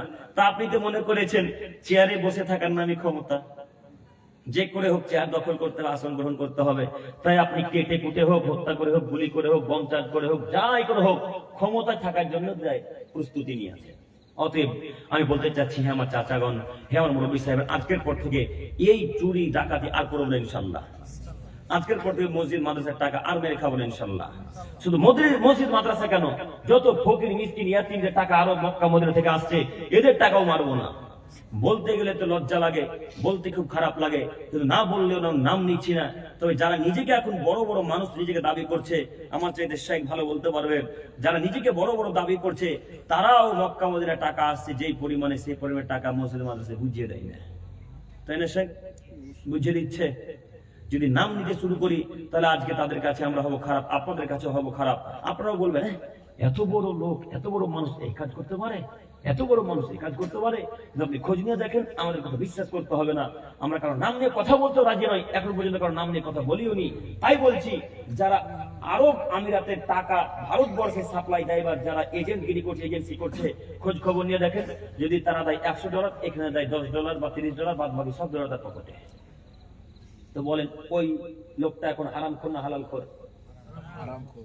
তো এই লোকটা জুতার ফিতা চুরি করার কারণে যদি জাহান্নামে যায়, তো জান্নাত যাবে নাকি এখন? তো আপনাদেরকে অনুরোধ করে যাচ্ছি, যে কোনো দায়িত্ব পালন করার পূর্বে আগে যাচাই বাছাই করেন, এই দায়িত্বটা পালন করতে পারবো না আমার উপর কঠিন হয়ে যাবে, আমি কি পারবো না আমার উপর কঠিন হয়ে যাবে, এই ভেবে আজকে থেকে আমরা পালন করবো ইনশাল্লাহ। ইনশাল্লাহ আমি বক্তব্য লং করছি না, কাছাকাছি 1টা বেজে গেল, শেষ করি না, অনেক বাড়ি যেতে সকাল হয়ে যাবে। তাই নাকি? কোথা থেকে? এটাই অনেক দূর। আমি 200 কিলোমিটার পথ অতিক্রম করে এসেছি ভাই, আমার বাড়ি যেতে যেতে ভয়। আপনারা বললেন 10:30টায় দেবো, এত রাত্রে, অনেক রাত্রি হয়ে গেল। ফজরে উঠবেন তো ইনশাল্লাহ? তাহলে একটা নাকি ইনশাল্লাহ। সম্মানিত মুরব্বী সাহেব, তো আমি যে কথা বলতে গিয়ে বাইক সাহেবকে বাবা জিজ্ঞাসা করছিলাম যে এরকম মানুষ পৃথিবীতে অনেক নাই? আছে তো। আপনাদের ঝাড়খণ্ডে কত নিবেন? হ্যাঁ, কথা বুঝতে পারেন না ভাই আপনি? ঝাড়খণ্ডে কত নিবেন? এই ভাই আমার থেকে ভালো জানে, আমার সাথে ভাই থাকে, আমাদের সাথে মাঝে মাঝে থাকে। তো এই ভাইয়ের সাথে আজকে মোটামুটি 1-1.5 বছর পর দেখা হলো। ভাইকে ঝাড়খণ্ড থেকে নিয়েছি, পাকুড় থেকে। তো আবার পাকুড়ে রেখে আসতে হবে। তো ভাই আমার থেকে বেশি ভালো জানে। তো আপনারা যদি এরকম কাজকর্ম করেন, শুধু ইমামদেরকে দোষান, ইমাম সাহেবকে সব টাকার দায়িত্ব দিয়েছেন, 10 টাকা দাম আছে, কত কথা, ইমাম সাহেব হারাম খোর, কত কথা বলেন। আর আপনার বাপ যে লাখ লাখ টাকা মসজিদ মাদ্রাসার পাড়া প্রতিবেশী রাস্তার মানে মেরে খাচ্ছে, তখন আপনার বাপের নামে দুর্নাম হয় না? তখন হয়? তখন তো হয় না। অতএব দুর্নাম করার পর আগে নিজেকে পরিবর্তন করেন, তারপরে ইমামের নামে দুর্নাম করতে যান, নইলে আপনি দেখতে পারবেন না কিয়ামতের মাঠে। সম্মানিত মুরব্বী সাহেব, আমি দেখাতে চাচ্ছিলাম জাহান্নামে যাওয়ার কারণ। এর পরের বাক্য বলতে চাচ্ছি, সেটা হচ্ছে এই, অন্তত পৃথিবীতে যতদিন বেঁচে থাকবেন ততদিন পর্যন্ত আমরা আল্লাহ এবং তার রাসূলের পদ্ধতিতে চলবো, এতটুকু মাথায় থাকবেন ইনশাআল্লাহ। তো এবার আপনি বুঝবেন কিভাবে কোনটা রাসূলের ইবাদত, কোনটা রাসূলের আমল, আর কোনটা ওই গুটকাখোর হুজুরদের আমল। এখন আপনি কিভাবে বুঝবেন? এখন আপনাকে শরীয়ত ঘাটতে হবে, এখন আপনাকে হাদিস করে যাচাই বাছাই করতে হবে, তাহলে বুঝতে পারবেন কোনটা শরীয়ত আসল ধর্ম আর কোনটা নকল ধর্ম, নইলে আপনি বুঝতে পারবেন না। আমরা অনেকেই আমল করি, কিন্তু কোনটা সহি বা জয়ীফ এটা আমরা আমল করে জানার চেষ্টা করি না। যদি জানার চেষ্টাই করতাম তাহলে আমরা এখন পর্যন্ত বিবাহের মঞ্চে, বিবাহের অনুষ্ঠানে হাত তুলে দোয়া করতাম না। এখনো করেন? এখন এলাকায় হয় ভাই, এখনো অনেক এলাকায় বিবাহের অনুষ্ঠানে হাত তুলে দেওয়া হয়। যদি আমরা যাচাই বাছাই করতাম, তাহলে আমরা ওই 2 জায়গাতে বিবাহ পড়াতাম না, মানে ছেলের কাছে বিবাহ পড়াতাম না, মেয়ের কাছে বিবাহ পড়াতাম না। যদি আমরা জানতাম মেয়ের কাছে বিবাহ পড়া যায়, মেয়ের কাছে বিবাহ পড়া যায় না, মেয়ের কাছে বিবাহ পড়া হারাম, মেয়ের কাছে বিবাহ পড়া হারাম, মেয়ের কাছে বিবাহ পড়া হারাম। আপনার মেয়ের কাছে বিবাহ পড়াতে যাচ্ছে হুজুর, যাচ্ছে উকিল বাপ, যাচ্ছে উকিল বাপ। উকিল বাপ বুঝেন না? উকিল বাপ তো যাচ্ছে 4 জন সাক্ষ্য যাচ্ছে বরের পক্ষ থেকে। এই 4 জন সাক্ষ্য উকিল বাপ আর হুজুরেরা কি ফেরেশতা? আপনার বেটিকে দেখবে না? তা আপনার বেটির কাছে জেনা করতে হুজুরকে নিয়ে গেলেন কেন? আপনার বেটির কাছে এই 4 জন গুটকাখোর সাক্ষ্যকে নিয়ে গেলেন কেন? আল্লাহ নবী বলেন, লা নিকাহ ইল্লা বিশাহিদাইন, 2 জন সাক্ষী ছাড়া বিবাহ হয় না। সাক্ষীতে কয়জন, বিবাহে কয়জন সাক্ষী লাগে? 2 জন। জেনা প্রমাণ করতে সাক্ষী লাগে 4 জন, জেনা প্রমাণ করতে সাক্ষী লাগে 4 জন। তো আপনার মেয়ে এখন জেনা প্রমাণ করবেন নাকি যে আপনার মেয়ে জেনা করেছে তাই প্রমাণ করতে গেছেন 4 জনকে নিয়ে? কেন মেয়ের কাছে বিবাহ পড়তে গেলেন? মেয়ের কাছে বিবাহ পড়া হারাম, মেয়ের কাছে বিবাহ পড়া হারাম, মেয়ের কাছে বিবাহ পড়া হারাম। রাসূলের পদ্ধতি গ্রহণ করেন, ছেলের কাছে বিবাহ পড়াতে হবে। বাপ বলবে এসে, আমার বেটি এত টাকা নগদ, এত টাকা বাকিতে অমুকের ছেলের সাথে আপনার সাথে বিবাহ বদ্ধতা রাজি, আপনি কি কবুল করলেন? কাবিল তু, বাজি কবুল করলাম বা হ্যাঁ। কে বাক্য বলবে, বাস বিবাহ হয়ে গেল। একবার বলে যথেষ্ট। যদি কেউ মনে করে একবার না বলে 3 বার বলবো, বলতে পারে উক্ত বাক্য, তবে একবার বললে বিবাহ হয়ে গেছে। আপনাকে অনুরোধ করে যাচ্ছি মুরব্বী সাহেব, হুজুর আপনাকে বলি, বিশেষ করে সরদার ক্যাশিয়ারদেরকে বলি, যারা বেশি গোলামি করে তারা সরদার ক্যাশিয়ারেরাই গোলামি করে। হ্যাঁ, বেটা কত মাতাব্বরি হয়ে গেছে, 20 বছর থেকে সরদার দায়িত্ব পালন করছি, এতদিন কেউ এক জায়গায় বিবাহ পড়ালেন না, আজকে আপনি এক জায়গায় বিবাহ পড়াতে চাচ্ছেন? এই কথা সরদারের বলে না? কত যে শুনতে হলো, কত জায়গায় বিবাহ পড়া থেকে অপমান হতে হলো আল্লাহ জানে। যখন বেদাতি এলাকাতে প্রবেশ করে যাই, তখন নিজের পরিবারে বিবাহ যদি হয় তাও আর কিছু বলা যায় না, কারণ তখন বেদাতিদের ক্ষমতা চলে, তাই কিছু বলা যায় না। অতএব আপনারা তো আহলে হাদিস সালাফ আকীদার মানুষ, আপনাদেরকে বলে যাচ্ছে আজকের পর থেকে নিজের মেয়ের বিবাহ নিজে পড়াবো ইনশাআল্লাহ। ইনশাআল্লাহ। সাথে সাথে বোনের বিবাহ যদি নিজের মেয়ের বিবাহ যদি পড়াতে না পারি, এক জায়গায় বিবাহ হবে, শুধু জামাইয়ের কাছে, বাদ বাকি মহিলার কাছে কেউ যাবে না, বাপ ছাড়া। মাথায় থাকবে না? বাপ অনুমতি নিতে যাবে, বাপ এসে বলবে হ্যাঁ আমার মেয়ে বিবাহ রাজি, তখন হুজুর বিবাহ পড়াবে, ইমাম সাহেব বিবাহ পড়াবে। থাকবে মাথায় ইনশাআল্লাহ? রাসূল সাল্লাল্লাহু আলাইহি ওয়াসাল্লাম পদ্ধতি গ্রহণ না করলে জাহান্নামে যেতে হবে। আল্লাহ নবী বলেন, মান আমিলা আমালান লাইসা আলাইহি আমরুনা ফাহুয়া, যে ব্যক্তি এমন আমল করলো যে আমল আমার কোনো আদেশ নেই, নির্দেশ নেই, সে আমল বাতিল, সে আমল বাতিল, সে আমল পরিত্যাজ্য। অতএব এই আমলে রাসূলের কোনো নির্দেশ নেই, এই আমল আপনার হুজুর তৈরি করেছে। যে হুজুর গুটকা খায়, যে হুজুর জর্দা খায়, যে হুজুর তিরঙ্গা খায়, সিগারেট খায়, তারা তৈরি করেছে। অতএব এদের বাক্য চলবে না, আমরা একজনের বাক্য মানবো, তার নাম মুহাম্মদ সাল্লাল্লাহু আলাইহি ওয়াসাল্লাম। মুহাম্মদ সাল্লাল্লাহু আলাইহি ওয়াসাল্লাম বাক্য মেনে নেব, তাছাড়া আমরা কোনো জাতির কথা মেনে নেব না। হ্যাঁ, মানবো তখনই যদি রাসূলের সাথে মিলে, আল্লাহর সাথে মিলে, তাহলে, তার আগে না। থাকবে মাথাতে কথা ইনশাআল্লাহ? ইনশাআল্লাহ। অতএব বলতে চাচ্ছিলাম, যতটুকু কর্ম করে না কেন আমরা আল্লাহ এবং তার রাসূলের পদ্ধতিতে কর্ম করার চেষ্টা করব। সম্মানিত দিনী ভাই ও বোন, বলছিলাম জানাজার সালাতের উপর হাত তুলে দোয়া করবেন না, এটাও বেদাত। যদি কেউ করে তাহলে তাদেরকে জাহান্নামে যেতে হবে। কেন? আমাদের নবী মুহাম্মদ সাল্লাল্লাহু আলাইহি ওয়াসাল্লাম যখন ওই কিয়ামতের মাঠে সুস্বাদু পানি পান করাবেন, কাতারবদ্ধ হয়ে লাইন দিয়ে, সব লম্বা লাইন, সব একের পর এক মানুষ পানি পান করতে আসবে রাসূলের নিকটে। সবাইকে রাসূল সাল্লাল্লাহু আলাইহি ওয়াসাল্লাম পানি পান করাবেন, পিয়ালা দিয়ে, কাপ দিয়ে বা বদরা দিয়ে, যেটাই হোক না কেন, পাত্র দিয়ে পানি পান করাবেন। এই পানি পান করতে এক পর্যায়ে একটা বেদাতি লোক আসবে। বেদাতি লোক যেমনই আসবে তেমনি একটা ফেরেশতা বলবে, আল্লাহ নবী কি করছেন? এই লোকটা আপনার মৃত্যুর পরে নতুন নতুন ইবাদত চালু করেছিল। আল্লাহ নবী, আমার মৃত্যুর পরে নতুন নতুন কথা চালু হয়েছিল ইসলামের মধ্যে। আল্লাহ নবী, আপনি যা করেননি তা এরা করেছিল, আপনি যেটা বলেননি তা এরা বলেছিল, আপনি একে পানি দিয়েন না, এ তো বেদাতি মানুষ, এ তো বেদাতি মানুষ। এর উপর আল্লাহর অভিশাপ, এর উপর ফেরেশতা মণ্ডলীর অভিশাপ, এর উপর সারা পৃথিবীর মানুষের অভিশাপ, একে পানি পান করায়েন না। তখন আল্লাহ নবী বলবেন, সুহকান সুহকান সুহকান, দূর হয়ে যাও, চলে যাও, দূর হয়ে যাও। একথা মুহাম্মদ সাল্লাল্লাহু আলাইহি ওয়াসাল্লাম বলবেন। এবার আপনি বলেন, সভাসমিতির পর যে হাত তুলে দোয়া করছেন, এটা কি রাসূল সাল্লাল্লাহু আলাইহি ওয়াসাল্লামের সুন্নাত না বেদাত? বেদাত। বিবাহের পর হাত তুলে দোয়া করলেন, বলেন এটা সুন্নাত না বেদাত? জানাজার সালাতে যে দোয়া করা শুরু করলেন, এটা বলে সুন্নাত না বেদাত? আপনার হুজুর নিনজা টেকনিক বের করেছে, নিনজা টেকনিক। নিনজা টেকনিক বুঝেন? মাটি দেওয়ার পর এখন লোক কিন্তু থাকে না, গোরস্থানে থাকে। মাটি দেওয়ার পর সব যে যার বাড়ি, যে যার কাজে, দোকানে চলে যায়, তাই না? তখন হুজুর আপনাকে বুঝেছে, রে তোর বাপ মরে গেছে, তোর বাপের কবর যেমনই দিলি, লোক একটাও থাকবে, সব চলে যাবে। তোকে একটা পরামর্শ দিচ্ছি, শোন। তো তুই তোর বাপের জানাজাতে গিয়ে দাঁড়িয়ে বলবি যে এই কাতারেই দোয়া হবে, কেউ কাতার ভঙ্গ করবেন না। তখন আপনি বলে দিলেন এই কাতারে দোয়া হবে। আপনারা তো মূর্খ মানুষ, আপনারা মনে করেছেন হ্যাঁ এখানে দোয়া হয়ে গেলে একই তো ব্যাপার। তখন দোয়া এইভাবে করে নেন, কাতারবদ্ধ হয়ে দোয়া করেনি, করলেন এক কাতারে সবাই করেছেন না? কত সুন্দর টেকনিক। আপনার হুজুর যদি এই বুদ্ধিগুলা সহি হাদিস কোরআনে মিলাতো, তাহলে কত বড় যে হতো। এই টেকনিক গুলা যদি কোরআন হাদিসের সাথে বাক্য মিলিয়ে বলতো, তাহলে কত যে বড় হতো। শুধু যুক্তি পেশ করে তারা, হাদিস কোরআন নাই, যুক্তি। যুক্তিতে ধর্ম চলে না। ধর্ম কিসে চলে? প্রমাণ দিয়ে, কোরআন হাদিস দিয়ে চলে। কথা বুঝতে পারেননি? অতএব আমি আপনাদের কাছে অনুরোধ জানাচ্ছি, এই বাক্য মানে নেবেন না। আরো একটা কথা, বিবাহের কথা বলতে গিয়ে ভুলে গেলাম। আচ্ছা, বিবাহ করা হয়ে গেল, তো যে ছেলেটার বিবাহ করালেন, ওই ছেলেটাকে আপনারা বলছেন কেন, এই ছোড়া উঠ না রে, উঠ, সালাম দে, সালাম দে, সালাম দে, উঠ, সালাম দে, এই কথা বলছেন কেন? বলেন আপনাদের মানুষ, এলাকার মানুষ। তো এই ছেলেটা সালাম দিয়ে বসেনি, বা এতক্ষণ তো বসে আছে, এখন তো উঠতে হবে না ওকে। কথা বুঝে না, আপনারা বলেন না উঠতে। বিবাহ যে ওই ছেলেটা লজ্জাতে পড়ে যায়, কি যে করবে ছেলেটা, লজ্জায় পড়ে যায়, তখন উঠে গিয়ে সালাম দেয়। আবার আর একটা লোক সালাম দেওয়ার পরে তখন আর একটা লোক বলে আসসালামু আলাইকুম, আপনাদের সবাইকে দাওয়াত থাকল। তো দাওয়াত দেয়নি তো জঙ্গি প্রতি এমনি আপনাদের উদ্ভূত এসেছিল? হ্যাঁ, এমনি চলে এলো সব 32টা বরযাত্রী, বরযাত্রী হলে বদযাত্রী সব।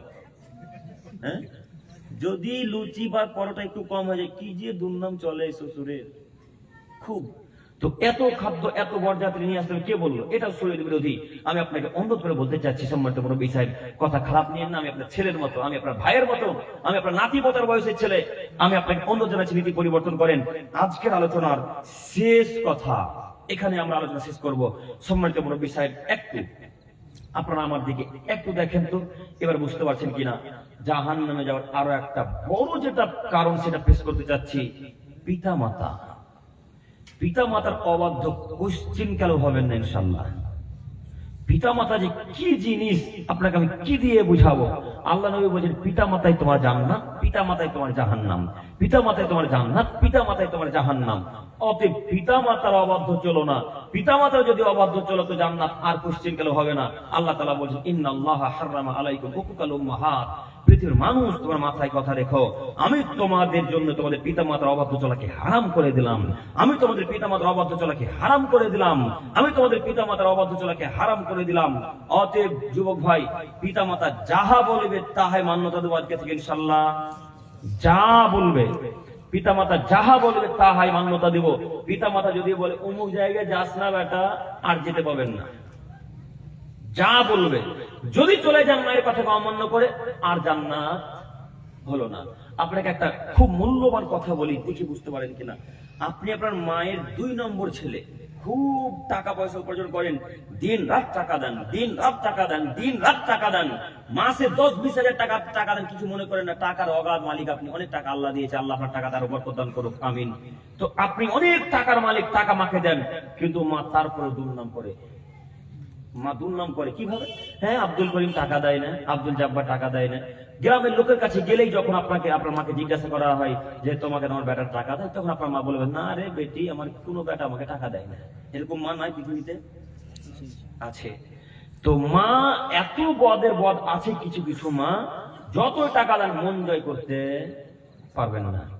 তো আপনার যখন দুর্নাম করলো, তখন ওই মেয়েটা আপনাকে এসে বললো, যার সামনে আপনার মা দুর্নাম করেছে, ওই মেয়েটা আপনাকে বলছে, হ্যাঁ আব্দুল করিম, তুই তোর মাকে টাকা দিস না, এত টাকা উপার্জন করছিস। আব্দুল কাবির, তোর মাকে টাকা দিস না, এত টাকা উপার্জন করছিস। তখন আপনার মাথা গরম, হ্যাঁ বলে কি, এত টাকা মাসের মাছ দিই, 70 এত টাকা দিই, তাও আমার মা দুর্নাম করে, মানে ব্যাপারটাকে বুঝতে পারলাম না। তখন মায়ের কাছে গিয়ে চলে গেছেন, মায়ের কাছে গিয়ে যদি এইভাবে জোর, আচ্ছা মায়ের কাছে চলে গেছে, এখন কি করবেন? মায়ের কাছে গেছে, রাগ উঠবে, এটাই স্বাভাবিক, রাগ উঠবে না? 10,000 টাকা দিয়ে বেরিয়ে এলেন, এখন যদি আমার সামনে আপনার দুর্নাম করে, রাগটা উঠাই স্বাভাবিক, উঠবে।